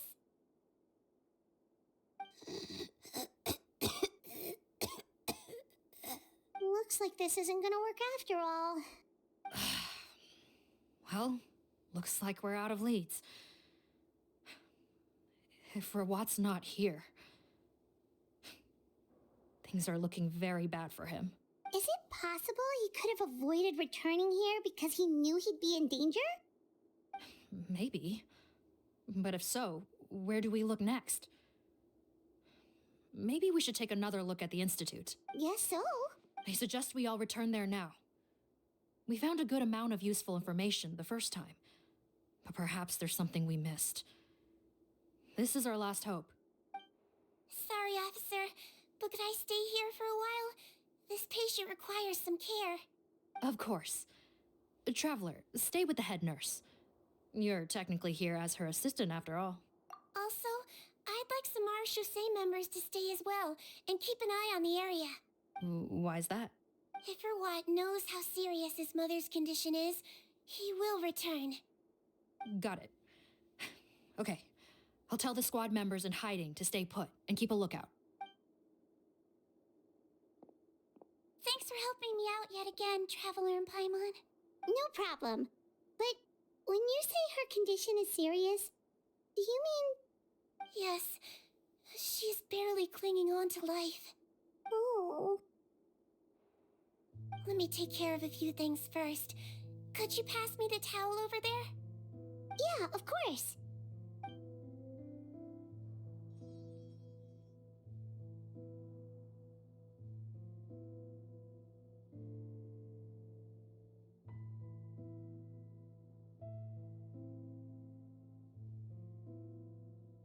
I can tell that her family has tried a lot of different treatment methods, including some very expensive medicines. Unfortunately, her condition is so multifaceted that a recovery looks all but impossible. Sigewinne, my mom bets being a nurse must be pretty tough at times like this. Yes, it makes me a little sad. In Melizine's eyes, a human's birth, aging, sickness, and death are as much a part of natural law as sunrise and sunset. But human medicine can defy that law to some extent. In that sense, it is a science of miracles. That is why I became fascinated with it in the first place. But it was only after I truly became a doctor that I realized miracles don't always happen. Even the greatest doctors cannot cure all diseases. Sigewinne. Well, don't worry about me, Paimon. A doctor's duty is not to cure all diseases, but to treat whatever ailments they can. At the very least, I can lower her fever. That way she'll suffer less, and she might even be able to see her son. Yeah, all the more reason to find Rawat as soon as possible, even if we don't catch those crooks.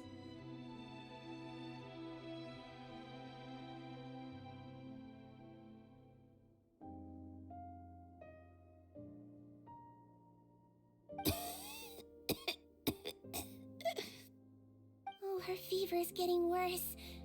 Could I get some hot water? Sure, we're on the case.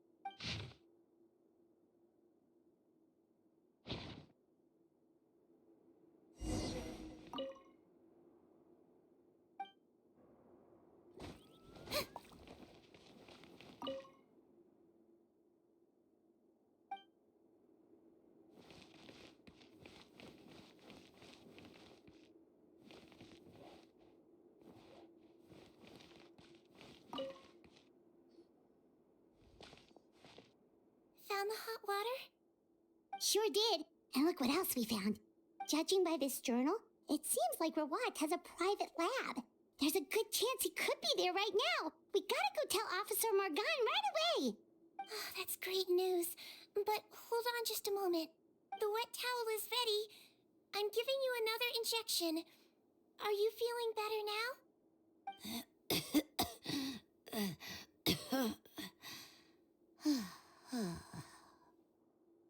It's all right. We'll go bring him back. Please hang in there. Thank you.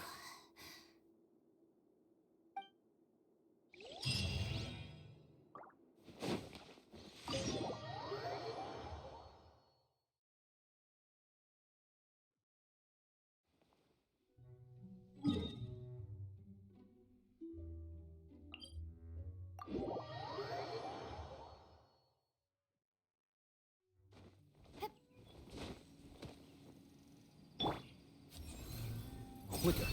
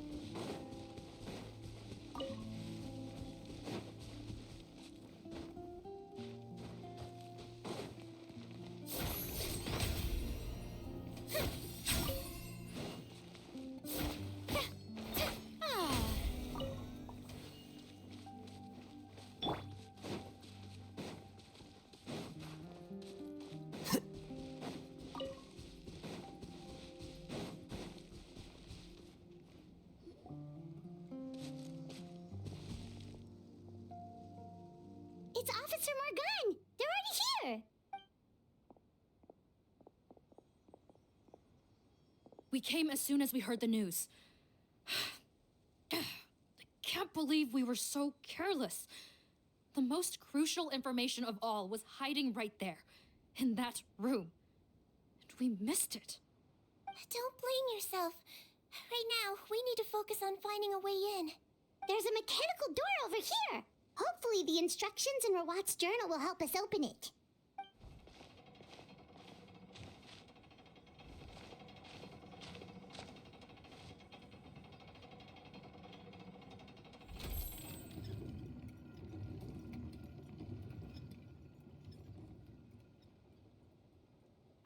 It's open.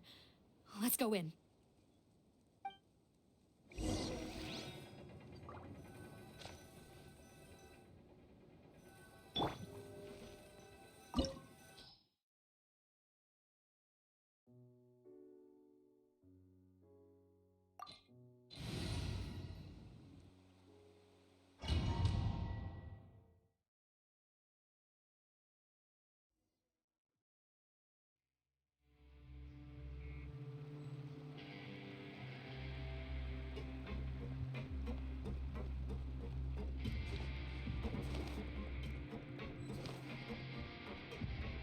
How did they get in here? Captain, up ahead! Those look like our fugitives! So they found this place too? Don't let any of them escape! Making a turn for the better. The fury!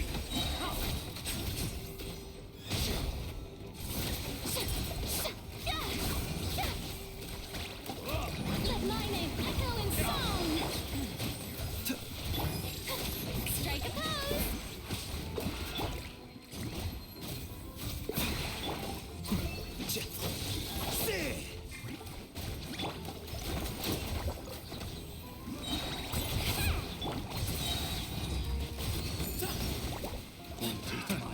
Another the process of elimination. Way ahead! Freeze! Picked the wrong test subject.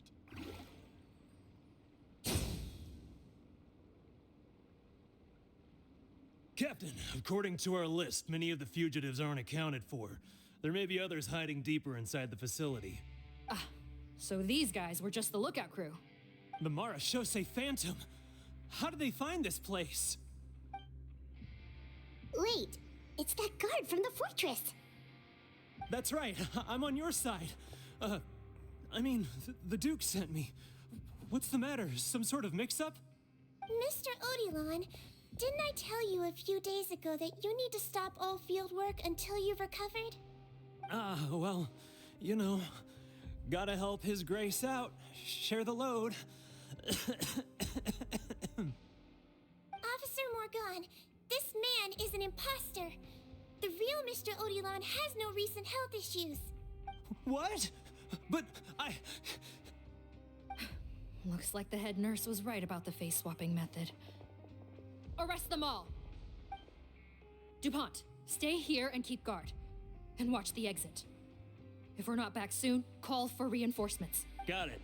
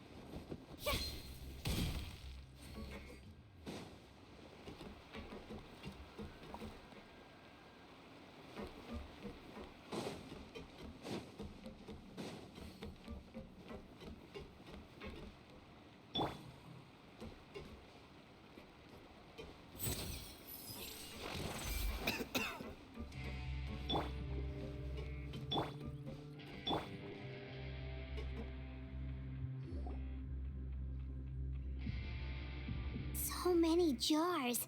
Was this some sort of production facility? This scent. It's probably the ingredients used to make butterfly dew.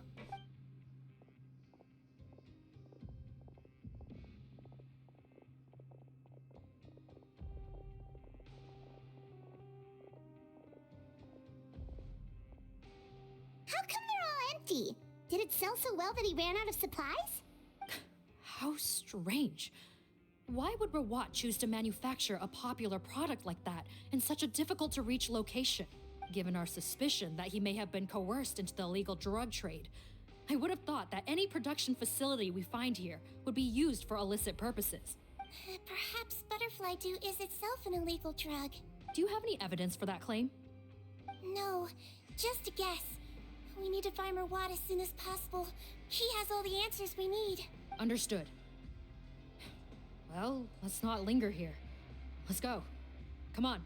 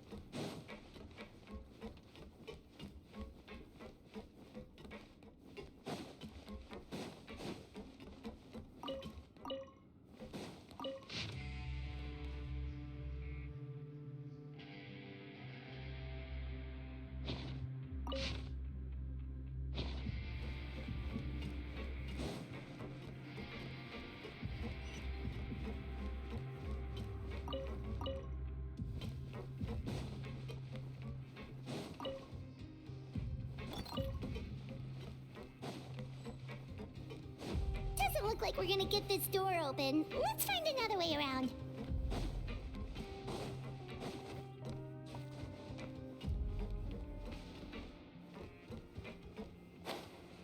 This one's closed too. What's with those carts and tracks? Oh, maybe it's one of those doors that opens when it senses cargo passing through. There's a loaded cart right over there. Let's bring it to the door and give it a try.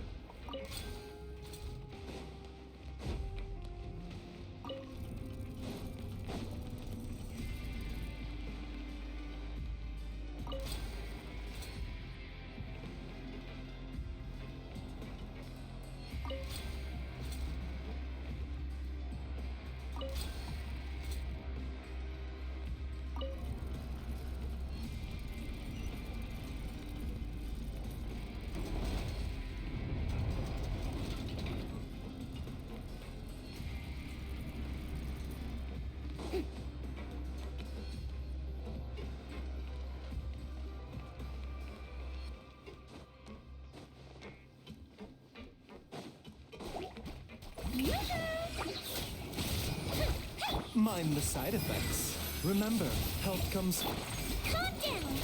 Don't be nervous! Just relax!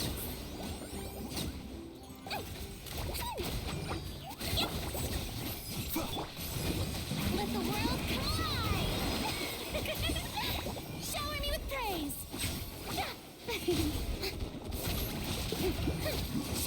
Give me some space.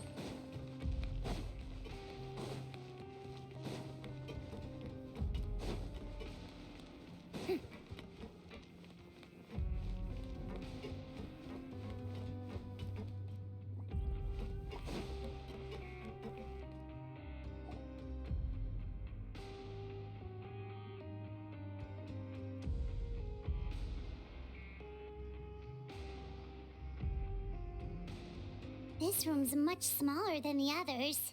Judging by the implements on the table, this looks like a potion-making lab. Head nurse! Over here.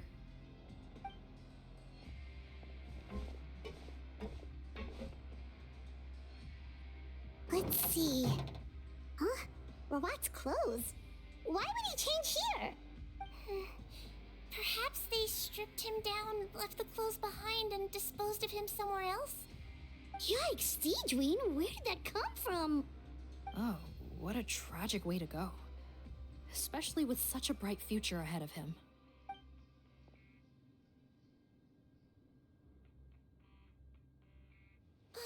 There's a path leading further on, Officer Morgan. Let's keep up the pace.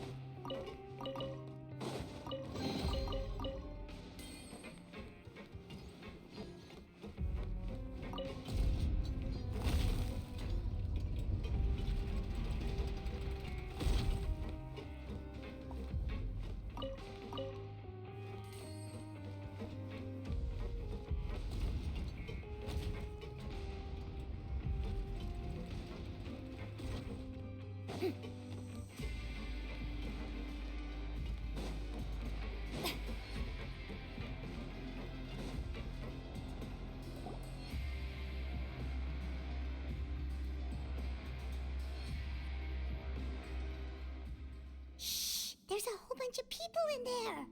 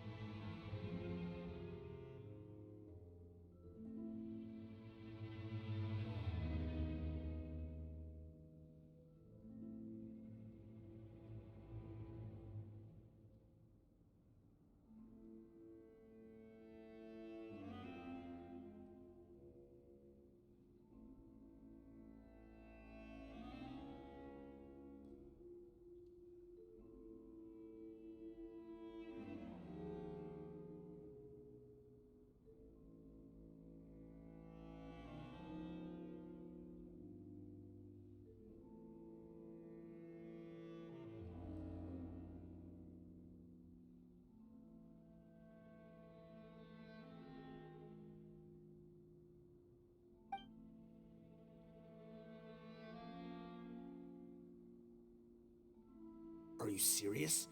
You're telling us that within a day, our faces are going to rot like yours? Fontanian physiology changed dramatically after that great flood, and it's not as compatible with this face-changing solution as before.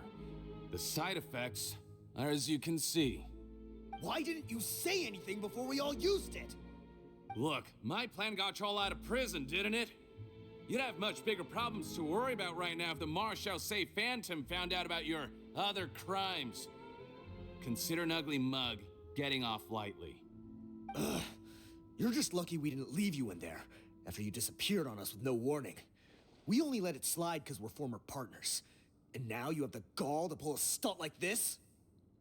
Partners? Make no mistake, each of us is only looking out for himself. If you place too much trust in others, well, I'm afraid that's your problem. You hid things from me too. Remember how you each had a spare potion? You kept quiet about it until we planned the prison break? Oh, and you didn't have a secret spare? Then do you want to explain how you melted your face off before all this?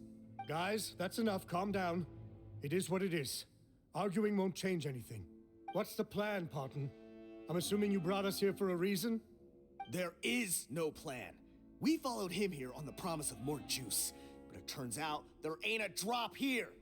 Besides, what does it matter now anyway? He already said, even if we did get our hands on more of that stuff, switching faces again solves nothing. They're still gonna melt off eventually. I said enough arguing! Parton, tell us the plan. The most practical solution is to continue using the potion. Keep switching to a new face before the ulcers can start forming. Are you kidding me? This stuff was hard enough to get a hold of even when we had a supply. Now you're asking us to use it like skin lotion after the flood all but wiped the supply out? Well, there is another option. But you'll have to make a deal with me first. Okay, now we're talking. What's the deal? I have a document I took from that researcher that details how to make a replacement.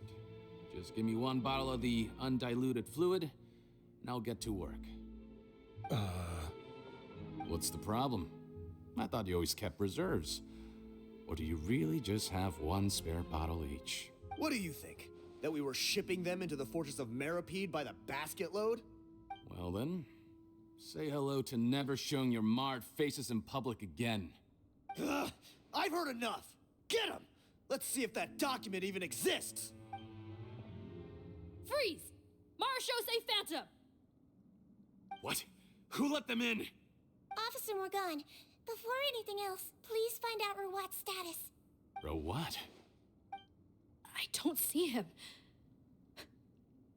Hand over the hostage now, if you want any chance of avoiding an extension to your sentences. Spare us your condescending attempts to coax us back to our cells. You think we're looking to negotiate? Rawat is dead. Putton? Arrest them all! Don't let anyone get away!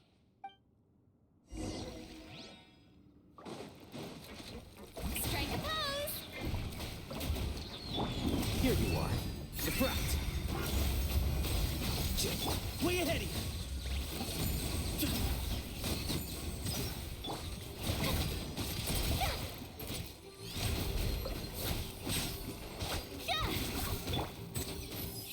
Seems like an emergency. Let's see! Yeah.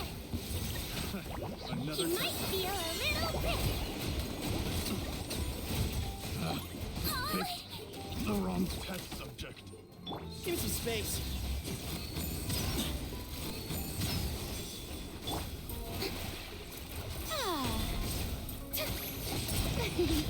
Mind the side effects.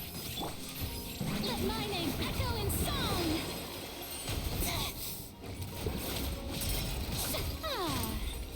A bitter pill to swallow. Flicker. Scatter. Hold still. Don't be nervous. Just relax. Taking a turn for the better. Way ahead! Blue to Al-Akmar! Ja! Za! Ta! Ta!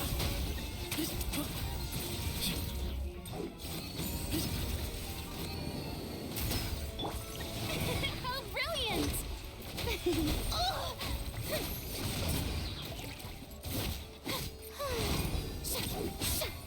The doctor will see you now. Excuse me?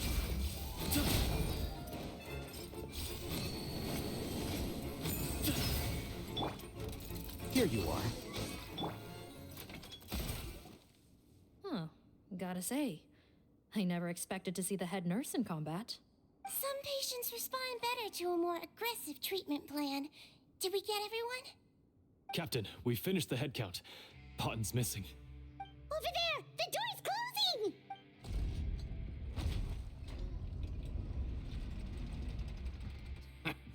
One group trying to arrest me, another trying to hunt me down. Good. I gotta kill two birds with one stone. How did he get up there? There must be a secret passage somewhere. Find it! Don't waste your energy. I already sealed it off. How naive. We have more people outside. If we're not back out by the agreed time, they'll come to our rescue.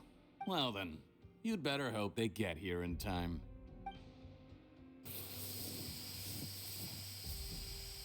There's some kind of gas leaking from the pipes. Be careful, it's poisonous. This is our distribution center, where we store the product derived from our source solution. We had to use special fire prevention methods to prevent contamination. The pipe network here was designed to emit a gas for firefighting. One little modification later, and it makes an efficient death trap. Why would you do this? Your partners are here too. Oh, please. If they can't supply what I need, they're of no further use to me. Besides, I can't have them exposing my potential whereabouts. He's a maniac! Come on, we gotta find a way to open that door! Go ahead, struggle in vain. Once the last of you croaks, no one will ever find me again. So long! Are you sure you're ready to leave, Potton? You haven't changed your dressing today. You can't cure my face, just give up. And what if I could? Nice try. You're just trying to stall me. Don't you worry about me. I'll find a way to cure my face once I get out of here. Oh, I doubt it. After all, Fontanians can no longer dissolve in primordial seawater. What the... How did you... The key component of the face-changing potion is the fluid left behind by dissolved Fontanians. It might look like ordinary water, but it has some unique elements in it.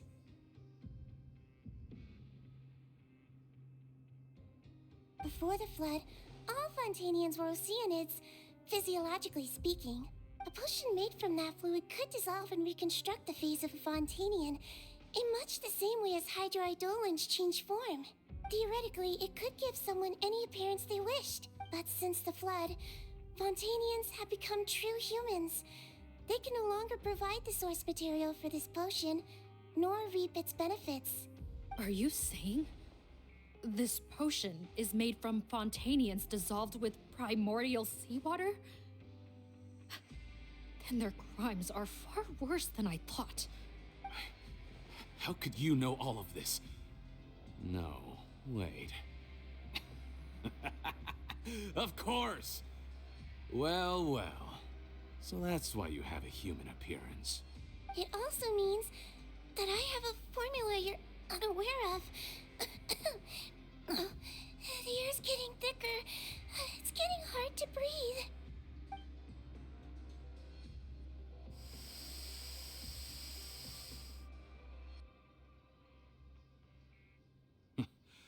I might get to make a deal today after all. All right, keep talking. How do you intend to give me the formula? Oh, it's not a formula, but a finished product. I have a bottle of it right here. What?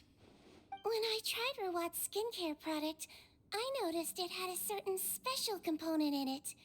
So I had my friends gather some other ingredients for me, and sure enough, a little experimenting later, I'd produced the potion. I'm guessing his skincare lotion contains the fruits of your joint research? Huh. Impressive guesswork. Yeah, we were a supplier for some of the raw ingredients. But it only contains a tiny amount of the active ingredient. The effect is minuscule compared to the undiluted fluid. Well, I found a way to reverse the dilution process, giving the skincare lotion a similar effect to the fluid it is derived from. That's impossible. If I tell you some of the ingredients, I think you can figure it out. First, you need to combine tainted hydrophantasm tissue with transoceanic pearls at a ratio of around 3 to 7. Tainted hydrophantasms and transoceanic pearls. I see. Can't believe I never thought of that. So, can we make a deal? Sounds good to me. There's a delivery pipeline beneath this window. Drop the potion in, and I'll release you all. Nope, not trusting you that easily. You're like those naughty kids who try to hide their illness. Open the sluice gate first, then I'll hand you the potion. Even if you're not bluffing, your potion won't cure my face permanently. You really think you have any leverage here? I'm not closing the valve this time. Clock's ticking. Fine, then I'll just stand here with the potion in my hand. And when I faint from the poison, I'll drop it and it'll be destroyed. No.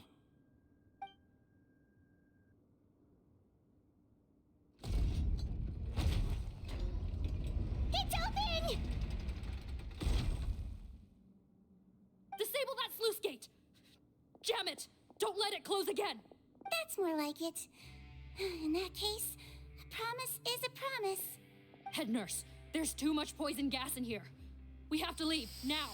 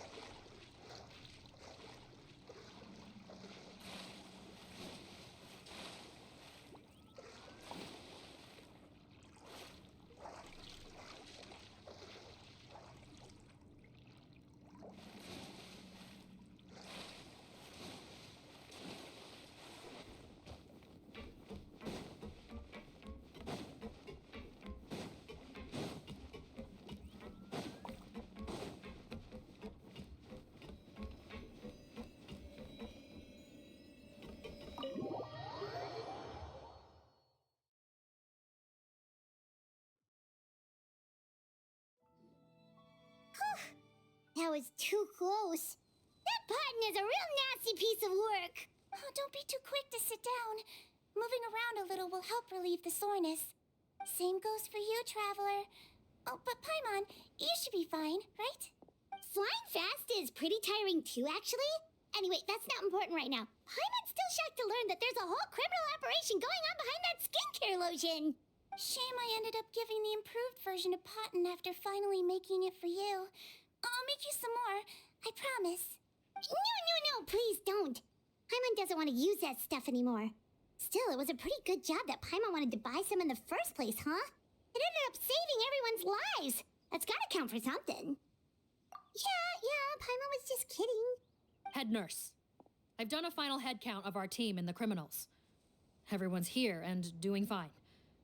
We're ready to escort the fugitives back to the fortress of Meripede. It's a shame that we didn't find Rawat. At this point, I'm afraid he's probably deceased. What a horrible bunch. Especially that Potten guy. If he hadn't made good on that deal, we'd all be dead because of him. No, we wouldn't. I always keep a whole bunch of antidotes on me for emergencies, and one of them neutralizes that poison gas. We'd have been fine, even if you hadn't opened the gate. What? Then why did you give him the potion? If this is true, I must concur. Sorry to be blunt, but I think you made a bad decision by handing him that bottle. If he changes his appearance and flees Fontaine, it's unlikely that we'll ever find him. No matter how cooperative his accomplices are when we question them. No, you don't understand. I gave him the potion precisely so we could be sure where he'll go next. What do you mean? We gotta hurry. She won't last much longer.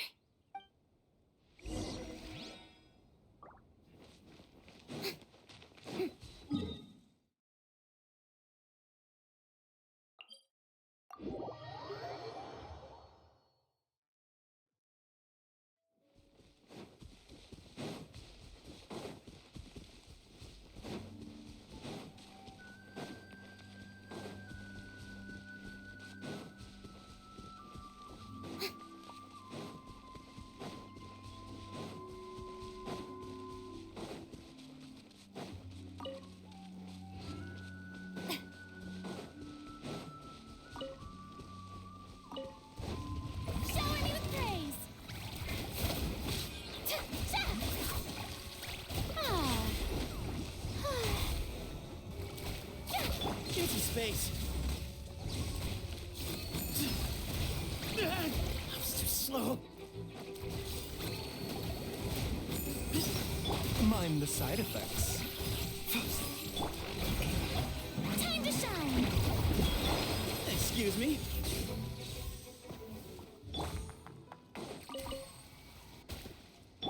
Ah, the doctor will see you.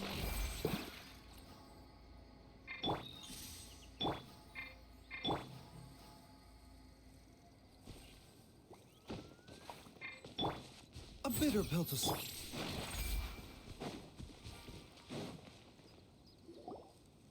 Don't move a muscle. I might be short, but I pack a mean punch.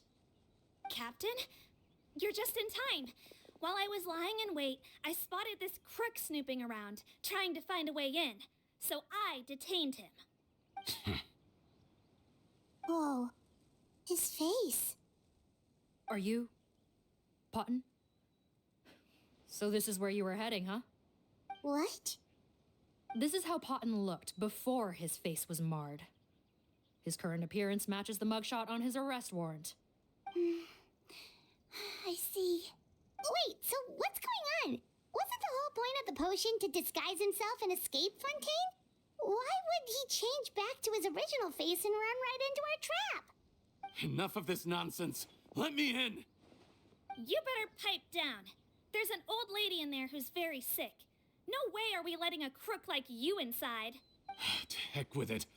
Listen to me. I'm Rawat. That's my mother in there. He's gotta be lying, right? Rawat was a victim in all this. He was forced into it against his will.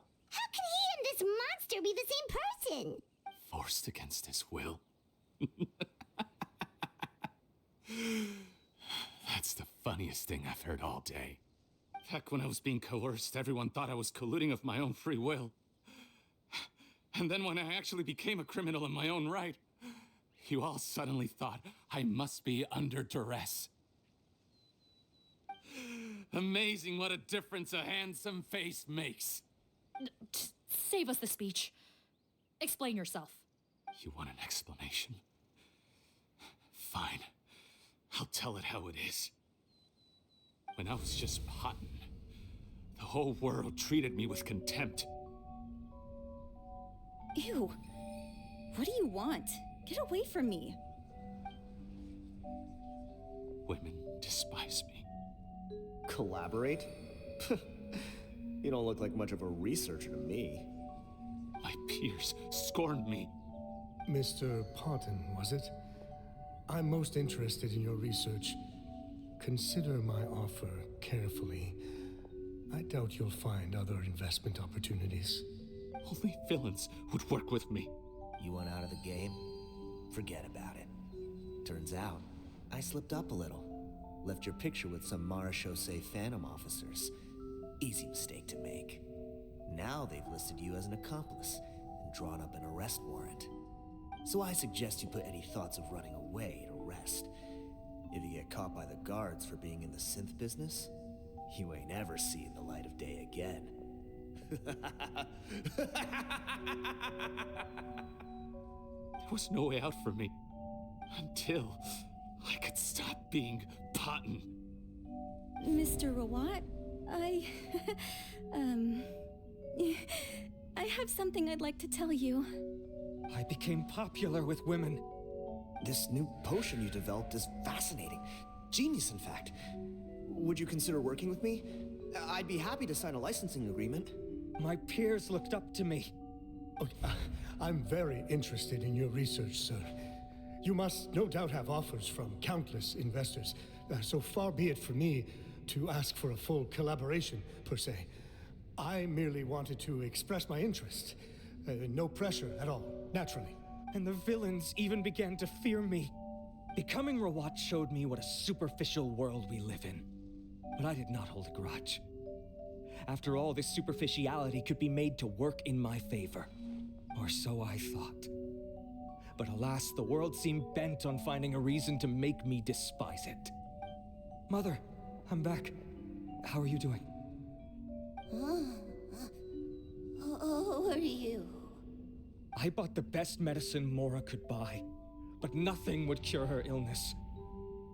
In the end, I hoped she'd at least be able to see her son one last time before she passed, but when everyone else rejected me, the only person who cared about me was my mother.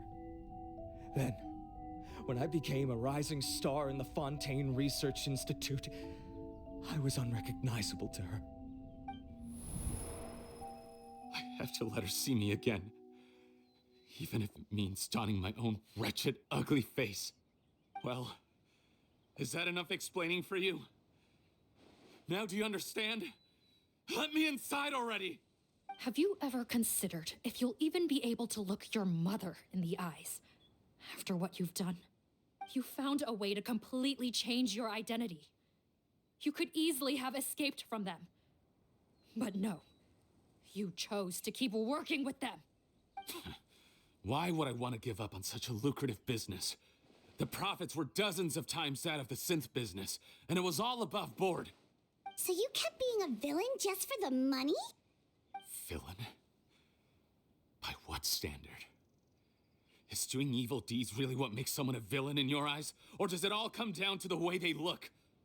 None of you saw a villain when I was wearing my other face, did you? You have no right to judge me. You're all just fake people living in a hypocritical world. I regret nothing. My mother would understand. You're a villain to the core, but especially that tongue. Honestly, I don't see a villain when I look at your current face either. Don't humor me. You don't seem surprised by my confession in the least. How long have you known the truth? I didn't know anything for sure until you chose to take that potion bottle and spare our lives. But if you're asking when I started suspecting you, it was the first time you came to see me at the infirmary. I had to confirm my suspicions. That's why I chose to join this investigation. Are you kidding me? A young, promising researcher and a wretched criminal? What on earth gave you the idea that they could be one and the same person? Well, there were no visual clues. This potion's face-changing effects are very powerful. Even as a Melusine, I couldn't see through the disguise. But I believe I understand humanity a little better than most of my kind. Humans have certain fundamental qualities that do not change with their appearance. Fundamental qualities, huh? So you think you're the one who's seen through me, do you? Most people probably don't know this, but I think I can guess what your deal is. Melusine constitutions are very close to that of water, so it stands to reason that the potion should work on them too. You use it yourself, didn't you? That's why you have a human appearance. Sigewinne? Yes, you're right. I'll bet it was back in the days when Melusines were discriminated against because of their appearance. It was either carry on living in the gutters as part of an alien race cast out by humanity, or become the head nurse of the fortress of Meropide, revered by all. Not a hard choice to make. So you see, you and I were the same. And I'm the one who saw through you! That's not important right now. You came here to see your mother, didn't you? Well, I can grant you your wish. Huh? Head nurse, I'm not sure that's a good idea in his current state. Don't worry. Back in the warehouse when I traded the potion for our lives, I was doing it to test him. He was willing to risk sacrificing his only chance of escaping capture by opening the gate in exchange for the potion. Also, he could see his mother again. If nothing else, his concern for his mother is genuine. I see. So before you arrest him, please allow him to see his mother one last time.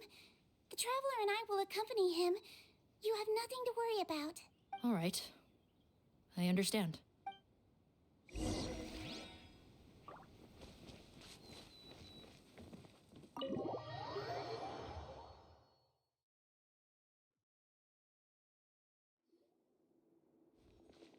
Mom? It's me, Potton, your son. You recognize me now, don't you? Mom, what's wrong? I'm sorry, but I have some bad news. I examined your mother last time we were here, and it appears that due to her prolonged fever, she's lost her eyesight. What? Your appearance no longer has any bearing on her ability to recognize you. But there are always other ways to remind our loved ones who we are. Wouldn't you say? No, it can't be. Please, Mom, open your eyes. It's me, your son, Potton. If you really can't see my face, then here, take my hand. Tell me you feel your son's hand. I've done so much to get to this point. Please, you have to recognize me. No. The temperature of his palm must have changed. I'm sorry. It seems I couldn't bring him back to you after all.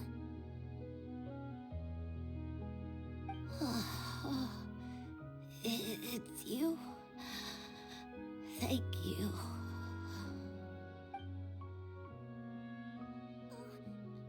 Of course.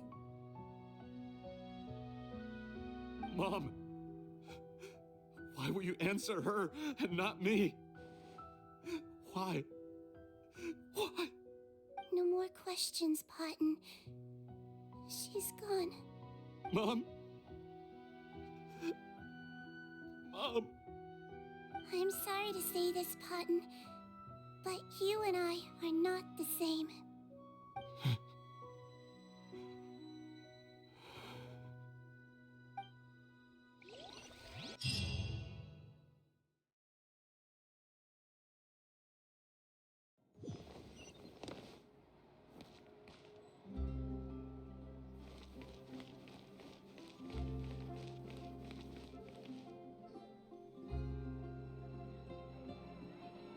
The wait is over, everyone! The sale of our new skincare product, Romaritime Essence, will now begin. Another skincare promotion! And it's selling as fast as last time. Wonder what people would think if they knew what was in the last batch. Oh, Sigewinne's here too! Hey, Sigewinne! Oh, Traveler Paimon, hello! Oh, I hope you two got a good rest yesterday after all your hard work. Of course! Nurse's orders, right? Anyway, are you here to take notes for your next article? Actually, I'm mostly here to help Officer Morgan wrap up yesterday's case. Ah, that reminds Paimon. That stuff sold like crazy, didn't it? Is it gonna cause huge problems? Nope, there's nothing to worry about. Unless modified, Butterfly Dew is an excellent skincare product that's completely safe to use. Besides, officers have already retrieved all Butterfly Dew purchased on the market. Now it's just a matter of disposal. After consulting Monsieur Nervulette, I came up with a way to neutralize any harmful effects, so it'll evaporate naturally without polluting water or soil. Wow, it's Sigewinne to the rescue again! Thank you for serving as our consultant, head nurse. All the Butterfly Dew we recovered has been disposed of, according to your instructions. Great! Good job, everyone! Also, you mentioned you wanted a copy of Rawat's interrogation records. Well, technically, Potton's records. Anyway, I have them with me. Here. After he saw his mother for the last time, it was like all his mental defenses came crashing down. He put up no resistance during the interrogation, and answered all our questions. We learned a lot. Apparently, the formula was something he discovered by chance while helping the criminal gang produce synth. Later, he came up with the idea to dilute it and use the resulting substance as a skincare product. Their supplier was Vache, but you could also argue that they were the ones doing him a favor. His operation helped Vache's gang dispose of an enormous amount of evidence. It made for a seamless collaboration. One man's trash was another man's treasure, and there were no loose ends. It's no wonder we never noticed what Potton's gang was up to. Vache again, huh? Is there still no end to the harm he caused? Make no mistake. The crimes of Vache and his accomplices will come to an end. It's only a matter of time. Since the flood cut off their supply of primordial seawater, they've been forced to resort to riskier methods, Like using their private reserve to attack people on the street. Naturally, those attempts all ended in failure. After receiving numerous reports, we were able to zero in on the gang and eventually round them up. That sounds more like it. Based on what he told us in his confession, we pretty much had him backed into a corner, even though he made a point of distancing himself from the gang while disguised as Rawat. He tried to throw us off his tail by reporting his accomplices, giving him enough time to transform back into Potton and see his mother one last time. But there was one thing he hadn't anticipated. Even though Potton had been missing for a long time, we were very much still on the lookout for him. So the moment he appeared in public after changing back to his original appearance, we caught him. So he tried this once before, huh? Guess he really did want his mother to see him again. But in the end... Looking at the interrogation records, it seems like he spent the first sum of money he earned as Rawat on his mother's treatment. Yes, which is why I suspect that his initial motive for using the potion was not personal greed, but a desire to become somebody who had the power to save her. Even so, he went too far. In the end, he got what he... I understand. Thank you for bringing me these records. Why did you want them anyway? Potton was one of my patients, so I need to put together a medical file for him. My teacher always stressed that a person's life experiences are just as important to their file as their medical history. Why are you still treating him like your patient? Isn't he kind of beyond redemption now? Well, that may be true, but a patient is a patient, regardless of the choices that bring them to my care. One last thing, head nurse. Please keep everything you know about this potion a secret. It would be for the best if most of Fontaine knows nothing of its existence. I know my fellow officers and I will be able to sleep easier if that's the case. Of course. Not to worry. Thank you for understanding. I'll take my leave then. So, Sigewinne, did you really use that potion yourself? Why do you sound so surprised, Paimon? I told you all about it. It was quite a while ago now. You mean that story about the witch and the potion? So it was really, actually, genuinely a true story? Yes, it really, actually, genuinely was. But... I know. There are some secrets I can't tell anyone about. But considering everything we've been through together, I know I can trust you with them. Before I tell you, though, could you follow me somewhere? I want to pay my respects to an old friend. Of course!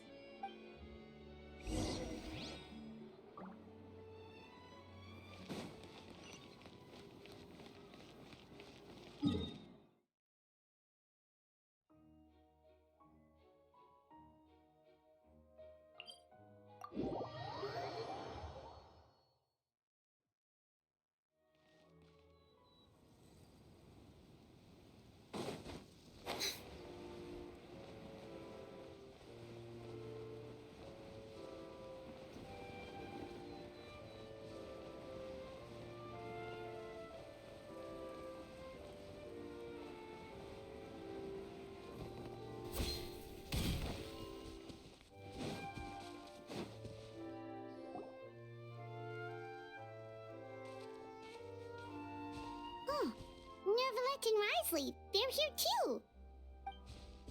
Good to see you, Traveler. Paimon. I trust all has been going well for you? Big news, everyone. The Udex is out of his office on important business. Hmm?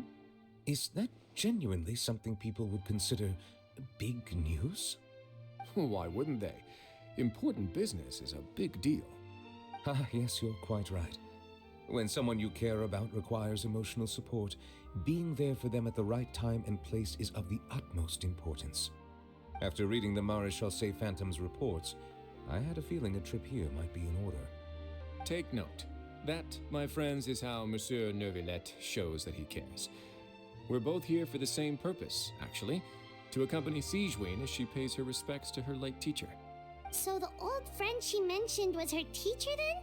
The witch? Oh, sorry. Paimon didn't mean to be rude. It's only because Sigewinne calls her that all the time, so... I doubt she considers that title to be offensive, Paimon. Don't worry. Indeed. In fact, I believe Sigewinne would take it as a sign of affection. She has spoken of this doctor on many occasions, and it sounds like she was a truly generous individual. In those days, many people harbored prejudices against Melusines. She was the only teacher willing to take Sigewinne on as a student. Wow. It's really nice of you two to be here for Sigewinne. Guess you guys really look out for your younger colleagues, huh? Younger colleague? Well, that might be true for the Udex, but I'm not sure I can say the same. Sigewinne served a sentence in the fortress of Meripede hundreds of years ago, and after she did her time, she decided to stick around. She's been an integral part of our administration ever since. Strictly speaking, the head nurse has been around longer than most people in the fortress, myself included. Pretty sure that makes me the younger colleague. She served a sentence? Yes. Long before I became Udex, there was an ancient law in Fontaine that prohibited any attempt to transform another species into a human. Initially, I and most researchers believed this law to have been imposed due to ethical concerns. But now, it seems more likely that the law was nothing more than an insurance policy, a way for Egeria to ensure that her people would remain insulated from the truth, thus enabling them to lead more straightforward, happier lives. Ignorance is bliss, as they say. Sigewinne had her reasons for choosing to obtain a human form, but the act was nonetheless in clear violation of the law. Could you tell us a little bit more about what happened back then? Certainly. Sigewinne does not object to her close friends learning about her history. In fact, I first learned of it myself because she confessed the truth to me of her own volition.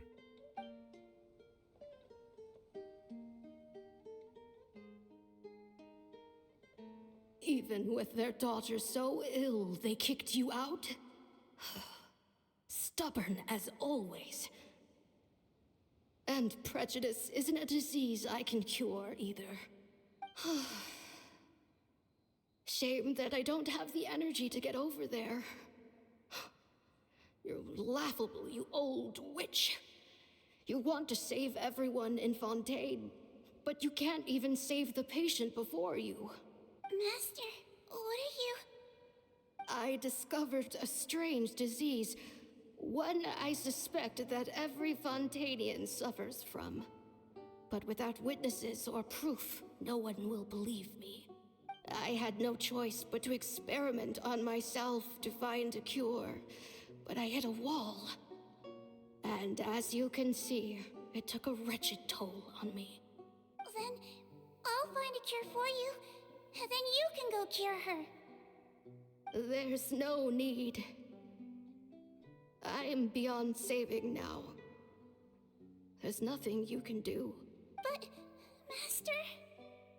As I said before, a doctor's duty is to treat whatever ailments they can. I know, but they don't trust me at all.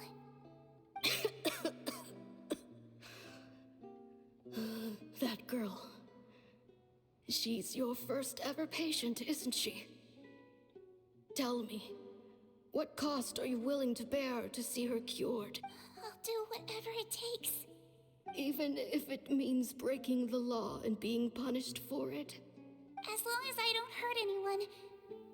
Yes. Spoken like a true student of mine. Then I shall make one more final gamble. And see my experiment through to its end. Leave me for now, and come back in 2 hours. If I am able to work this miracle, then I will have found a way to save all Fontainians, and I shall be able to help you treat that girl. If not, then it means there is one more disease in this world that I cannot treat. In that case, do not come looking for me. I will leave you a parting gift. An accidental discovery happened upon through my study of this strange disease. It has little use, but it will at least help you cure this one patient you can reach. When Sigewinne returned, the miracle had not occurred. She found a potion bottle and a note on the table. After using the potion as instructed, she gained her current form. breaking Fontaine's law in the process. And after I had confirmed the veracity of the events, I gave my verdict. So that's what happened. I fear Sigewinne only understood the full story after the truth about the dissolution of Fontainians was uncovered. When I reflected on all this with that knowledge in hand, I felt a deep sense of regret. As I use the law to uphold justice, there are times when I cannot help but acknowledge its ruthlessness. After the final details of the events surrounding Sigewinne's transformation came to light, I checked several sources and, thankfully, the legal code does not require Sigewinne to shoulder any additional punishment. Wonder how she feels about all this. Since she invited you here, I imagine she intends to speak of these matters with you, no?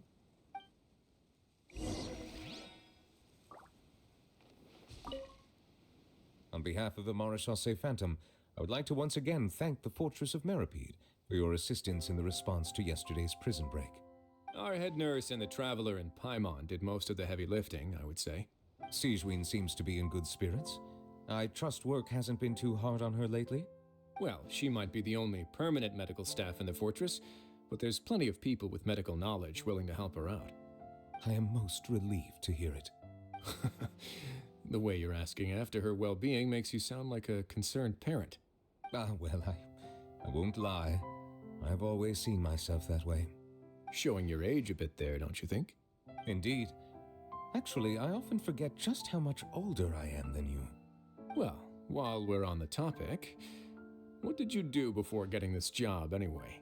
Spend all day swimming in the sea from east to west and then north to south? Yes, and from the surface to the ocean floor on occasion. Wow. Impressive. Apologies, that was merely an attempt at humor. You can disregard what I said. That's impossible, I'm afraid. My imagination's already running wild.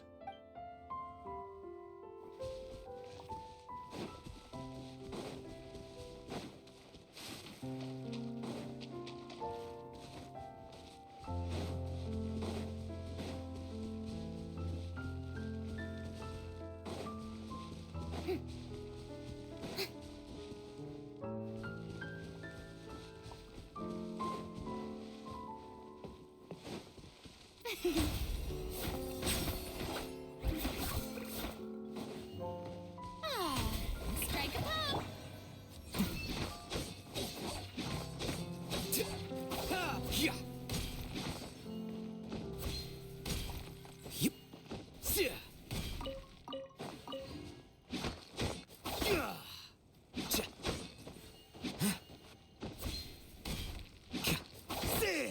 Flicker.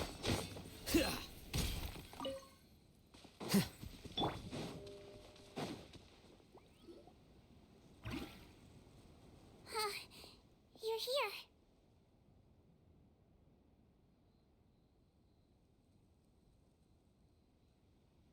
The old friend I mentioned was my teacher. When she passed, her body was nowhere to be found. All that's left of her is an empty tomb. And even that's deep underwater now. Sigewinne, the witch who gave you the magic potion, she was your teacher, wasn't she? Sounds like Monsieur Neuvillette filled you in. After learning the truth, it must have been hard to process, huh? Well, to be honest, after I realized what really happened that night, my first thought was that it kind of made sense. It seemed exactly like the sort of thing she would do. But she was planning to sacrifice herself and never told you. That's just who she was. If lying is what it took to get a kid to take their medicine, then that's what she'd do. All right, but why did you turn yourself in? I broke the law, simple as that. My teacher made her choice, and I made mine. True. It's just the way Potton framed it when he was asking you all those questions, it made Paimon really mad. You're not like him at all, and everything Neuvillette said confirms that. And yet, you were still convicted and thrown in prison. It just feels so unfair. Unfair? I happen to think just the opposite. If I hadn't served that time, I'm not sure I would have been able to stay strong when he was questioning me. What makes you say that? I knew you'd be curious. Let me tell you a story. The verdict came down. This Melusine is guilty. The Iudex defended the authority of Fontaine law, but he did not confiscate the Melusine's medical kit. And so, the Fortress of Meripede gained a new little doctor. She still wore her hood and raincoat, even though it never rained in the fortress. Perhaps thanks to her human appearance, no one refused her treatment. She treated more and more patients, and her sentence grew ever shorter. Finally, the people of the fortress could not live without her, and though her sentence ended, she did not leave them either. Then one day, she received an invitation from the outside world. The location seemed familiar, and when she arrived, an old lady was waiting for her. She saw right through the Melusine's disguise, but didn't reveal it. Instead, she asked a question. Tell me, why do you think you gained the respect of so many people, despite being a Melusine? Because I look like a human? It's been 50 years, Sigewinne, and you haven't aged a day. I think everyone knows you are not human. I finally found you, after all these years. I still remember, you know. It was you who saved me that night. But how? I was no longer a Melusine by then. Does it really matter if you're human or Melusine? I remembered the warmth of your palm. It's quite unmistakable. And you know what? It hasn't changed one bit. You don't have to hide anymore, Sigewinne. These days, everyone wants to make friends with Melusines. And I think that it's all because of you. I'm sorry I couldn't say this until now, but thank you, Dr. Melusine. Now that's an ending Paimon can get behind.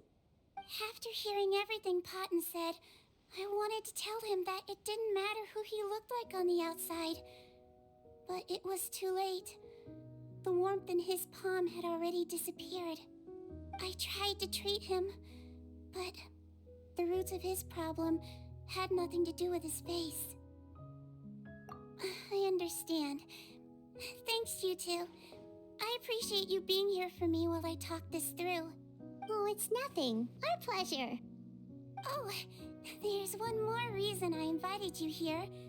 It's about time I finally give you what I promised. In order to restore the appearances of the face-swapping victims, the Marechaussee Phantom gave me special permission to make a few bottles of that potion. And I made one extra just for you two. We don't need it though. Shouldn't we destroy it? Well, even if you chose to destroy it, I still thought I should give it to you first. You two did so much for me. How could I break my promise? Well, fair enough, but anyway, Paimon's definitely not interested in this stuff anymore. Still, if this is the very last bottle in all of Teyvat, getting rid of it would feel like kind of a waste. Maybe we can give it a special meaning somehow. Oh, Paimon's got it! Melusine physiology wasn't affected by the Great Flood, right? So that means the potion should have a permanent effect on you. In that case, what do you say, Sigewinne? Ever thought about transforming back to the way you used to look? After all, from a Melusine point of view, Paimon bets Melusines look the cutest of all. Paimon, after everything, do you really think it matters whether I'm Melusine or a human? Well, what was Paimon thinking? You made up your mind a long time ago. Yeah, let's just destroy this thing. Leave it to me.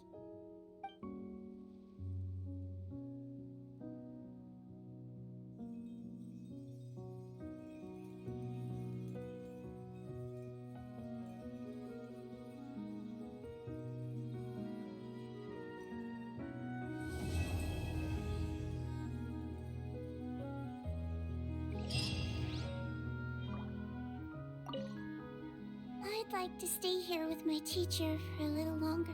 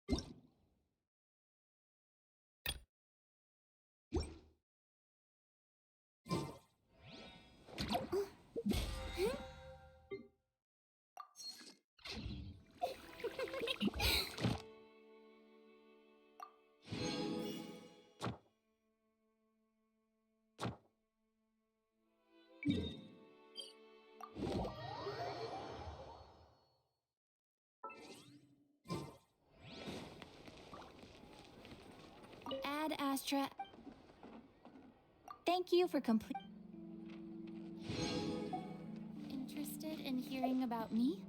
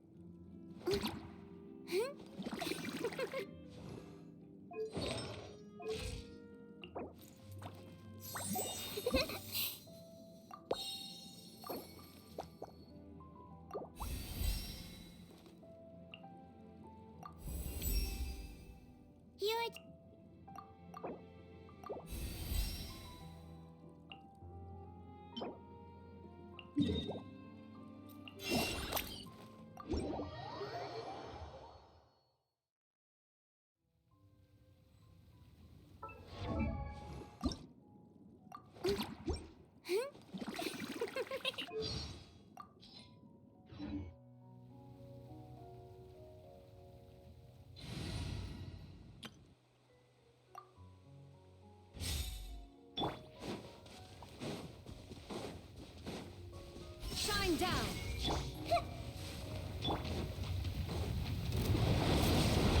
Deflect! Here you are. Everybody stand back! Let's light it! Make yourselves at home. I see everything. Illusion shattered! Torn to oblivion!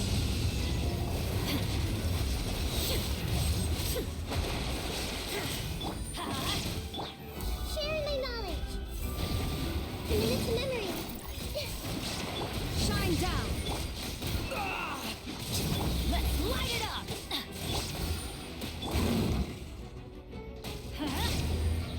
This may hurt a little. There is no escape! Going in! Scatter! How bold! Ha! The Temple of Wisdom. Let's light it up!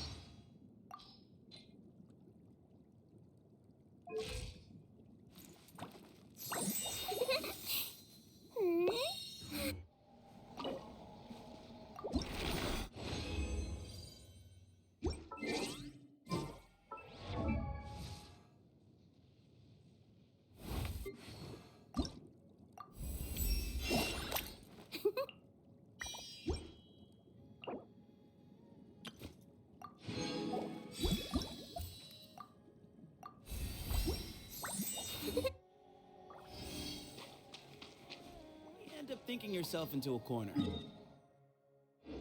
Sometimes it's better to let go.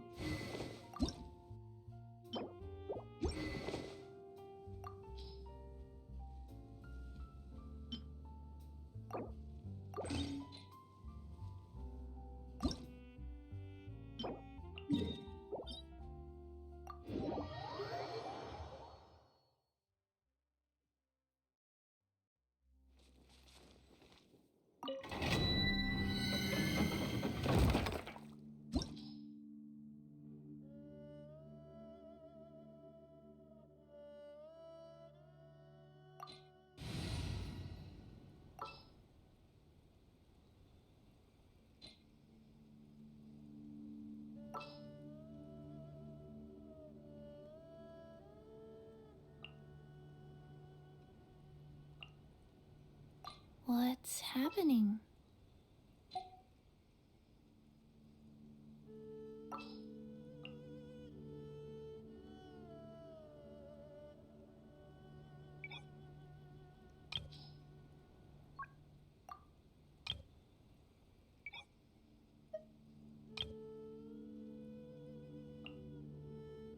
Outrider Amber, reporting.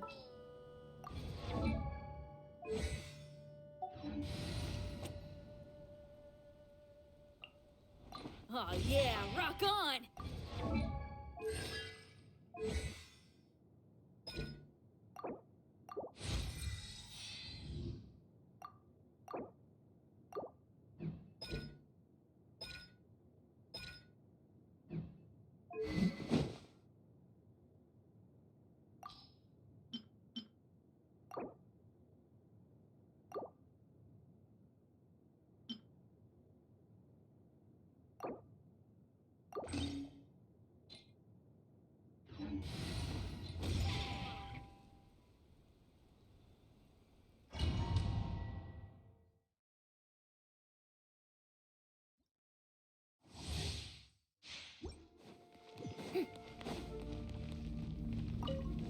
There you are, eavesdropper. Here you are.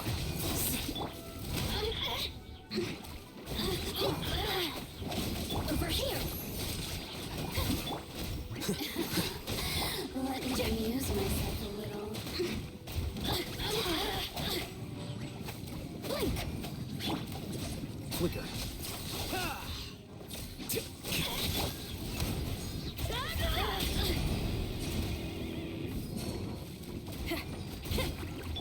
Wheel of life. Let my name echo in song! Shower me with praise!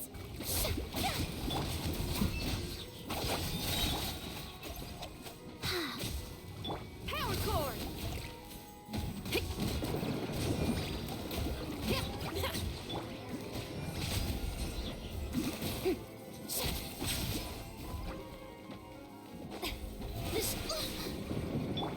Here you are. The process of elimination. Well now. Life goes on. Let me amuse myself a little.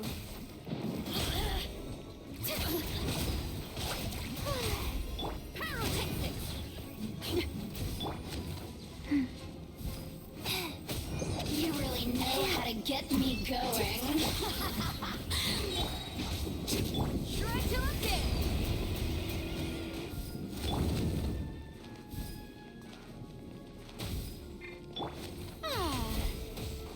Strike a pose.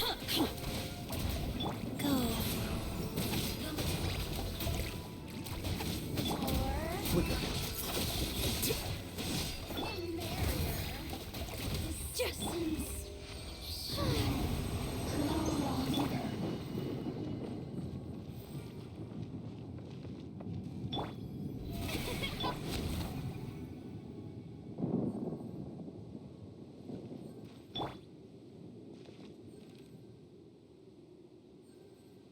Wheel of Life.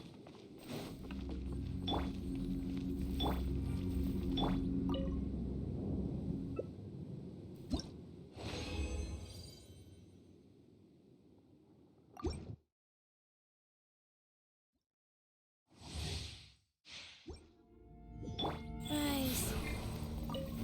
There you are, eavesdrop. Blink, let the world collide. Power core. Myself a little.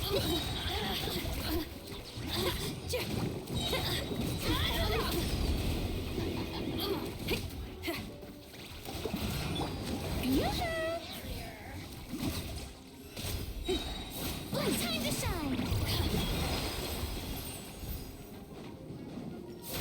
Life goes on.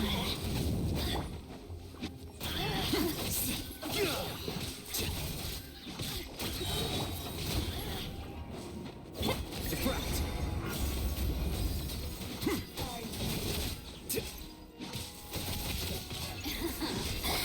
Let me amuse myself a little.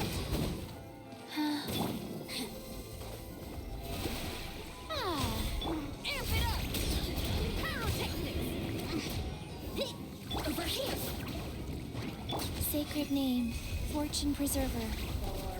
Go.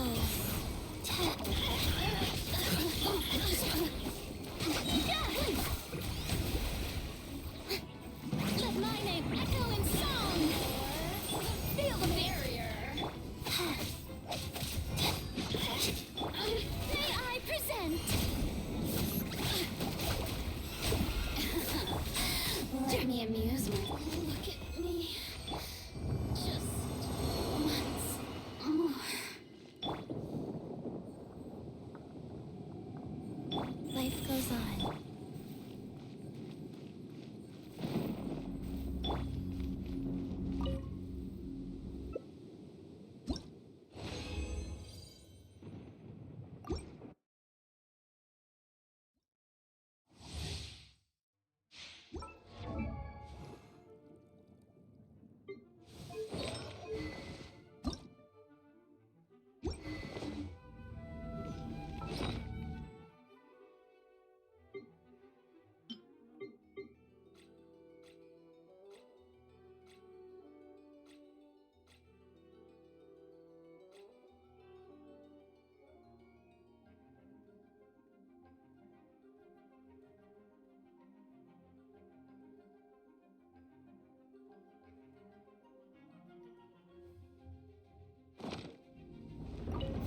Are you here to play?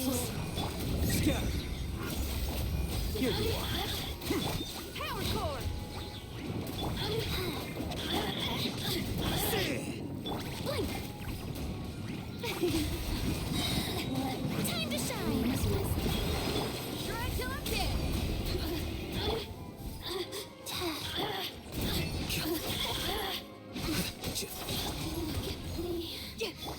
The show begins! Wheel of Life.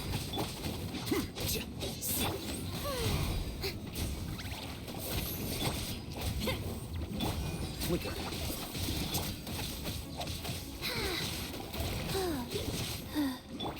Pyrotechnics! There you are, eavesdrop. Let my name echo in song! The merrier!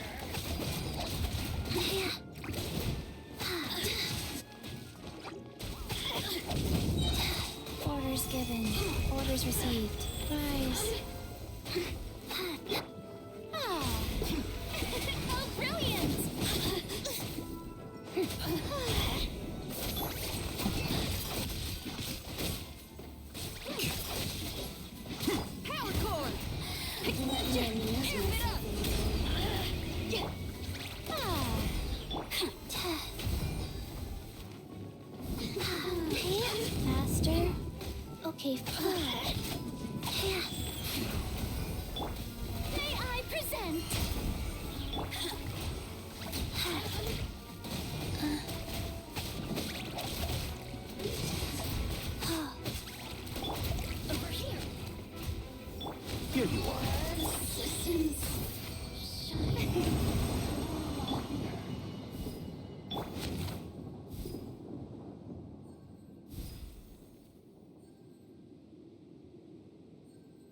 Life goes on.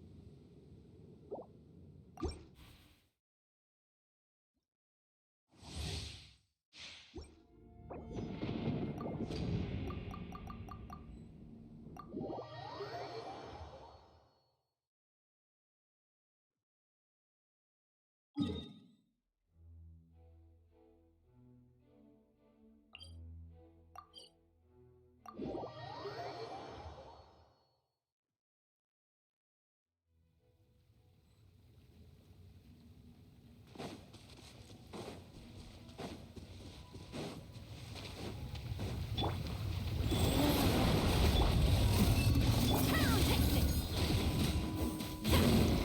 Let the world collide! Strike a pose!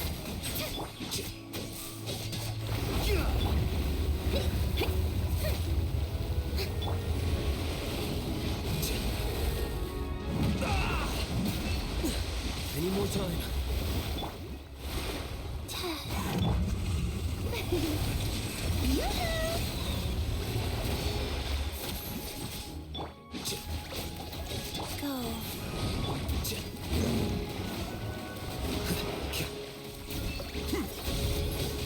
Deflect! Shred till I'm dead! Power core!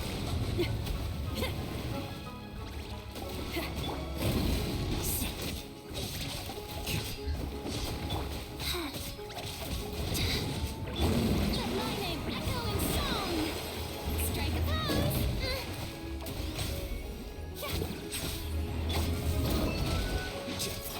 Rise. Wow.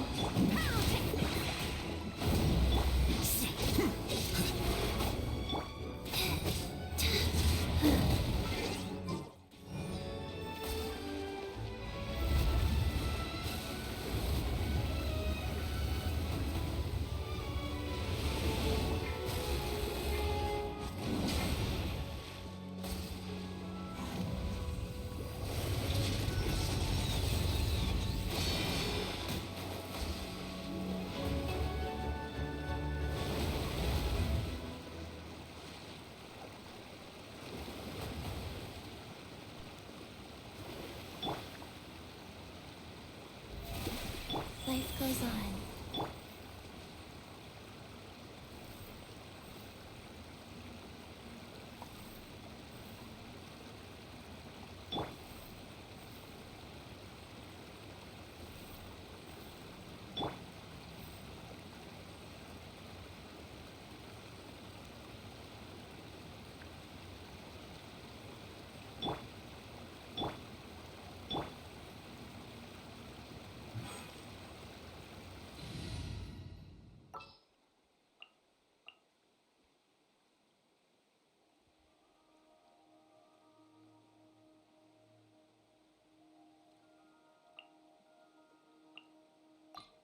It'd be right there.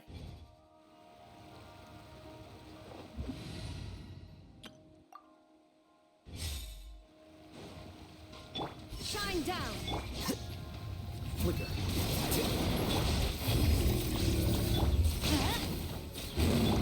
Inazuma shines eternally!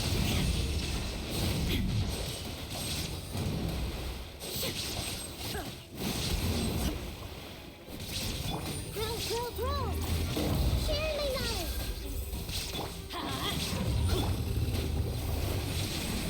Scout.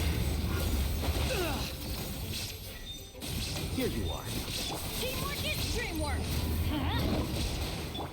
The Temple of Wisdom. Commit it to memory. Off we go! Illusion shattered! Adventure time! Hey! Make yourselves a move. Torn to oblivion! There is no escape! Let's light it up! Huh. This may hurt a little. Everybody stand! The Temple of Wisdom. Commit it to memory. Shine down!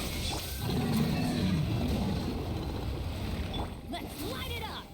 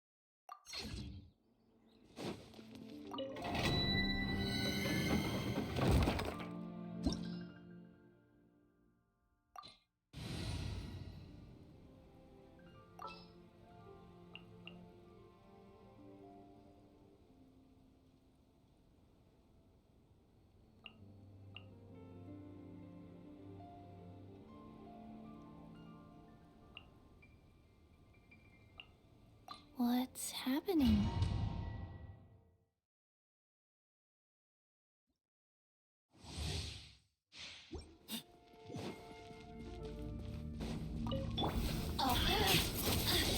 Show a new trick! Go. Give me some space. The barrier.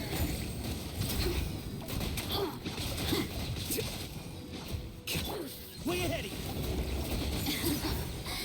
Let me amuse myself.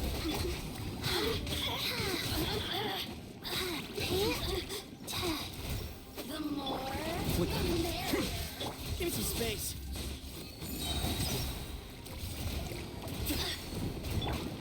Let the world collide! Let me amuse myself. Oh, Now you've got me worked up. Excuse me.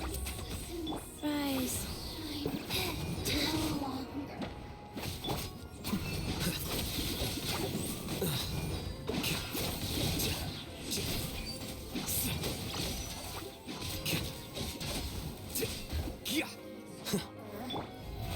How brilliant! The merrier. Give me some space.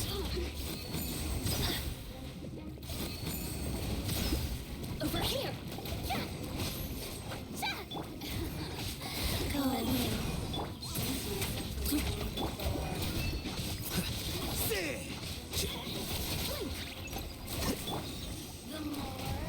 Excuse me.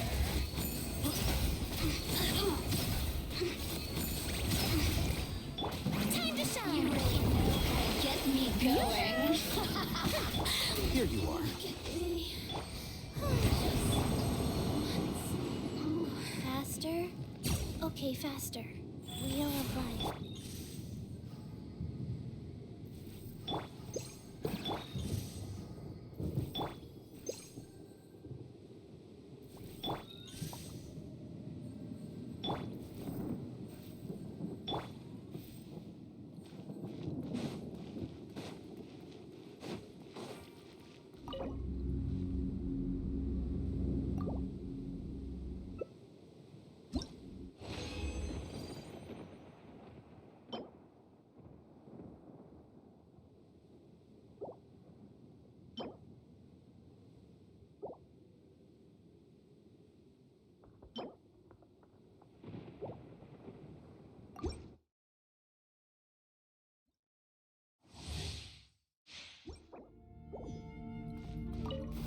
Are you here to play?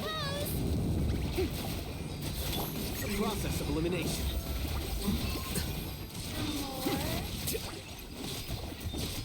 Give me some space.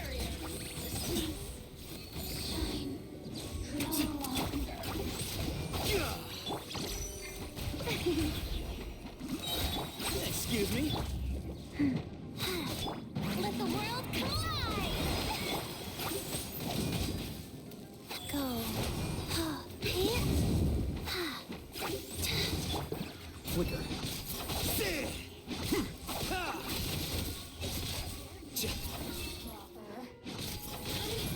Over here!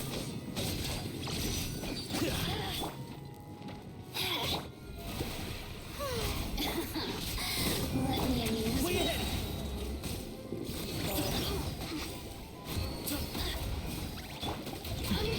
Scatter.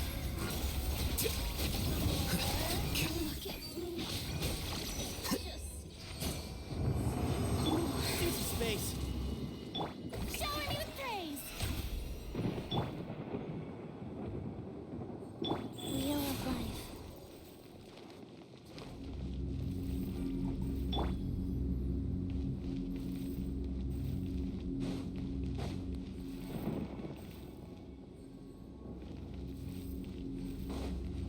The show begins! Excuse me.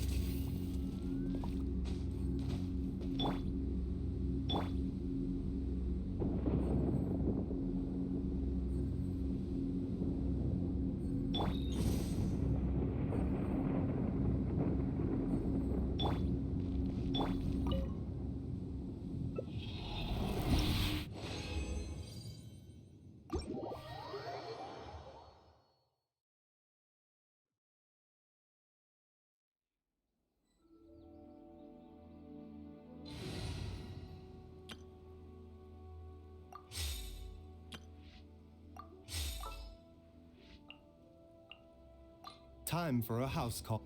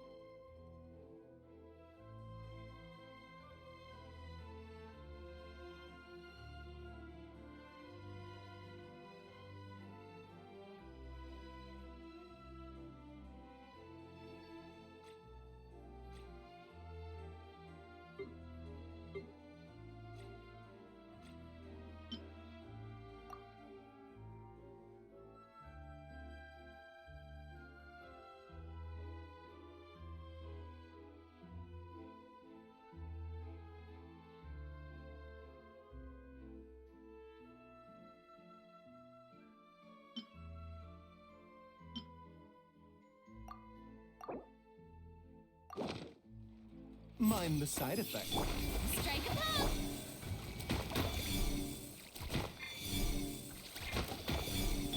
Way ahead! On you! The doctor will see you. Easy space.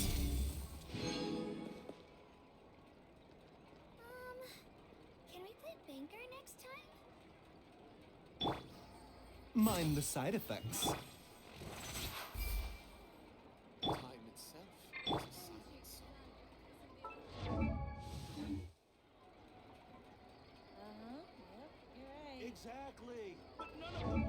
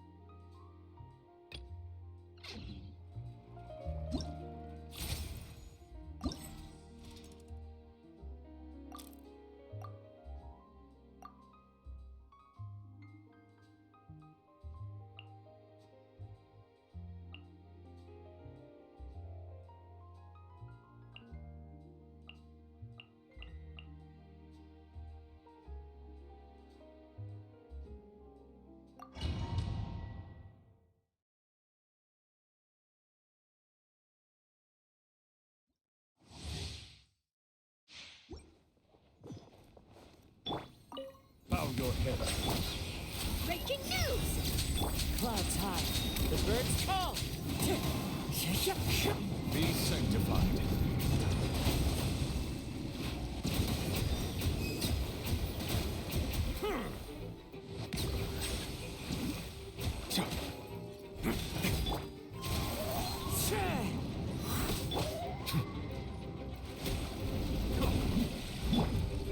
This could get a little chilly.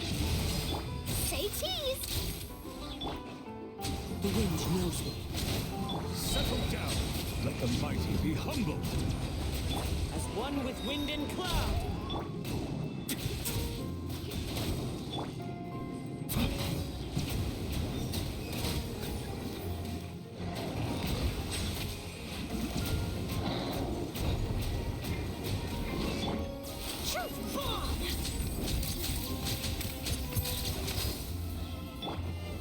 The tides beckon.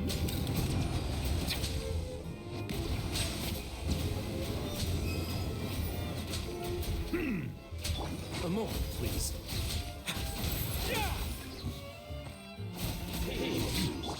One with nature. Stay cool. Face your guilt.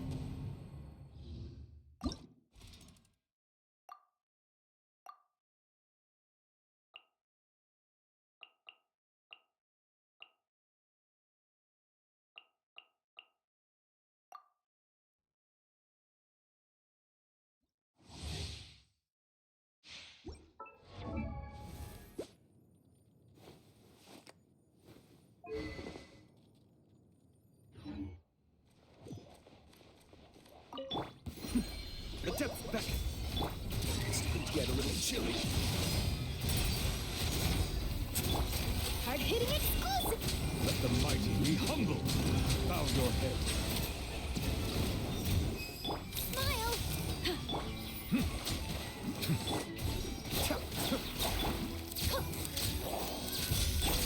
Let's begin. Silence. Hold that pose!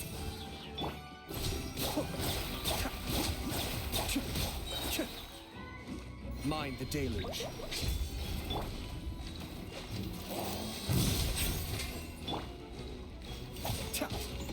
Be sanctified. Stay cool. Face your guilt. Say cheese! Truth bomb! Settle down.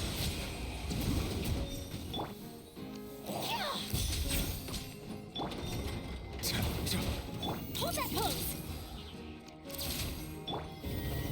Silence. Let the mighty be humbled.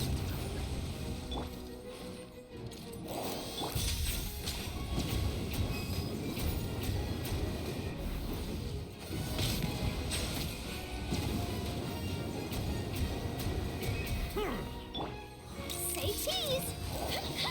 Kamisato Aku. Suyu, be still. Hard-hitting This could get a little chilly.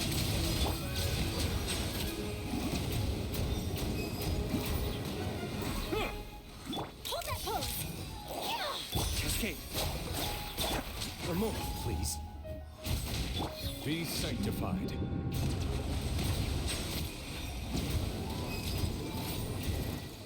Smile!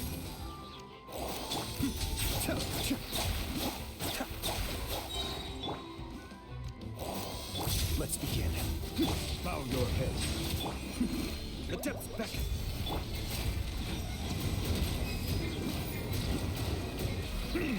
Say cheese! Cascade. Truth bomb!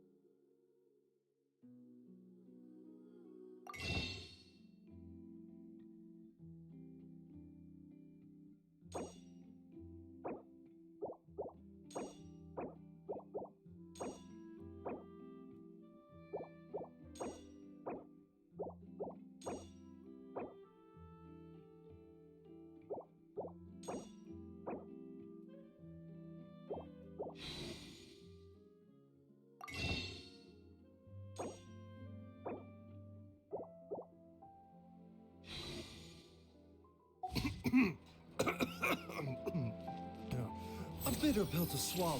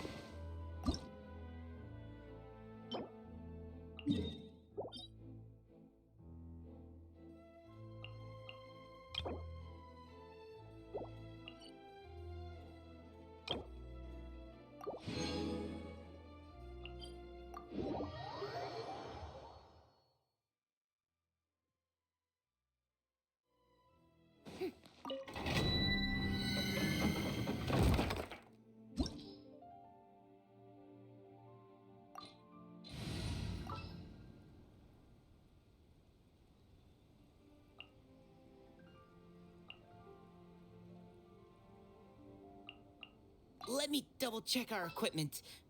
All right. Everything's ready. What's happening?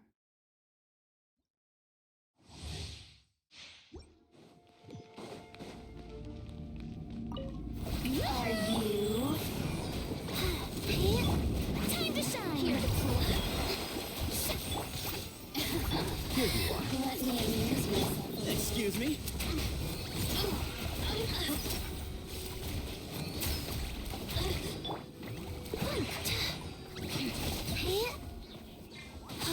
Strike a pose!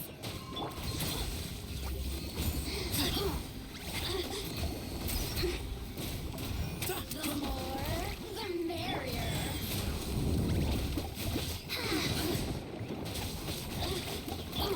Flicker. Way ahead of you.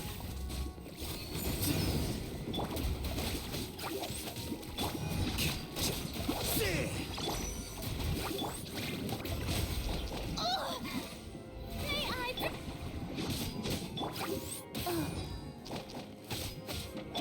Here you are.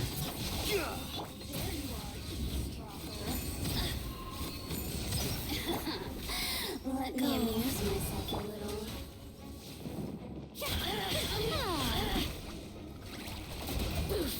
Showering you with praise! Let my name echo in song!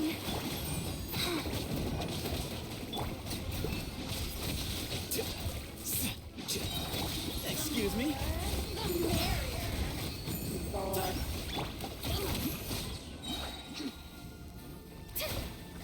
Time to shine! You know how to get me going. Flicker. Wheel of life.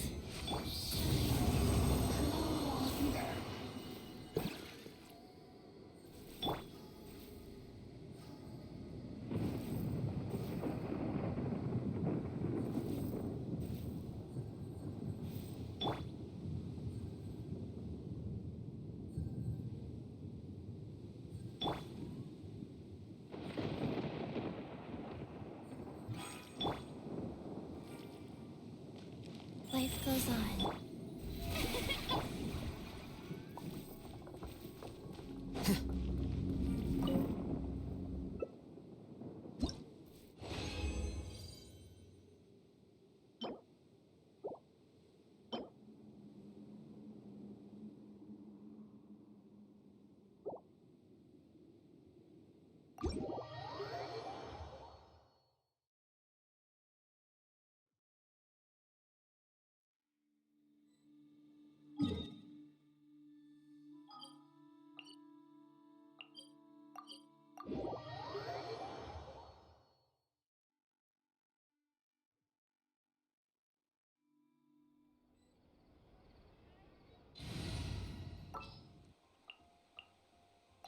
I'll treat your wound.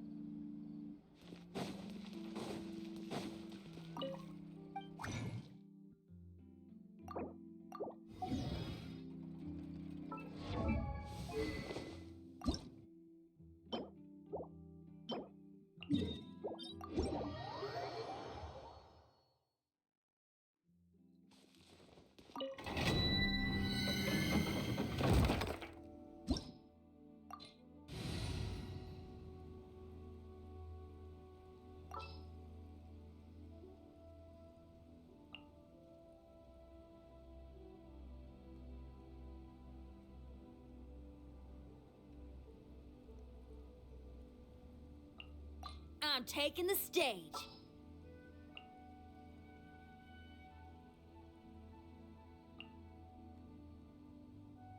At the ready.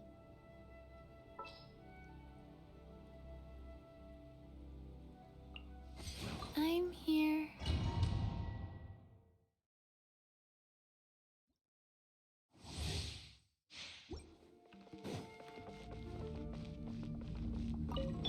Are you here to play with me? Here you are. Wheel of Life. Power cord! Blink!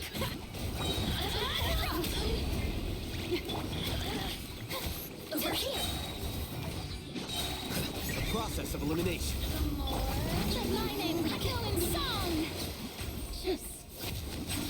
May I present?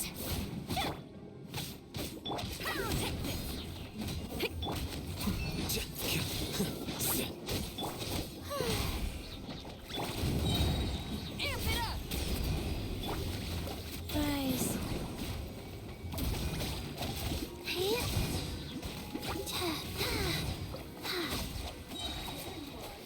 Opening box of Adepti tricks. Let me amuse you. Let the world come alive! Flicker. Shower me with praise. Blink! The more, the merrier. Hey, not like a...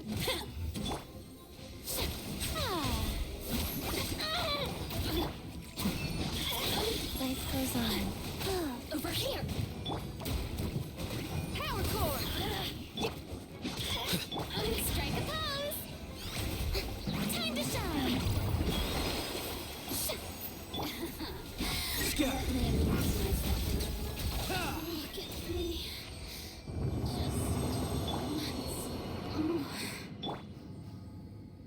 Pyrotechnic! Wheel of Life.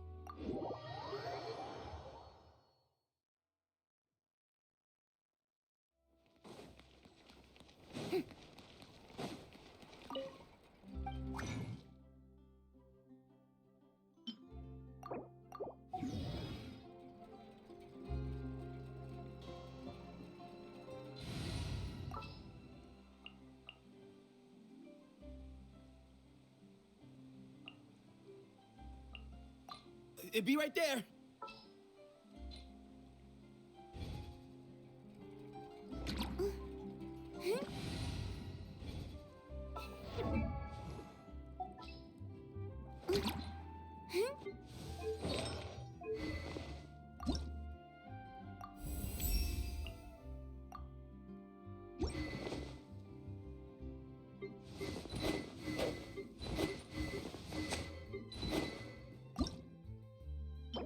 Yeah.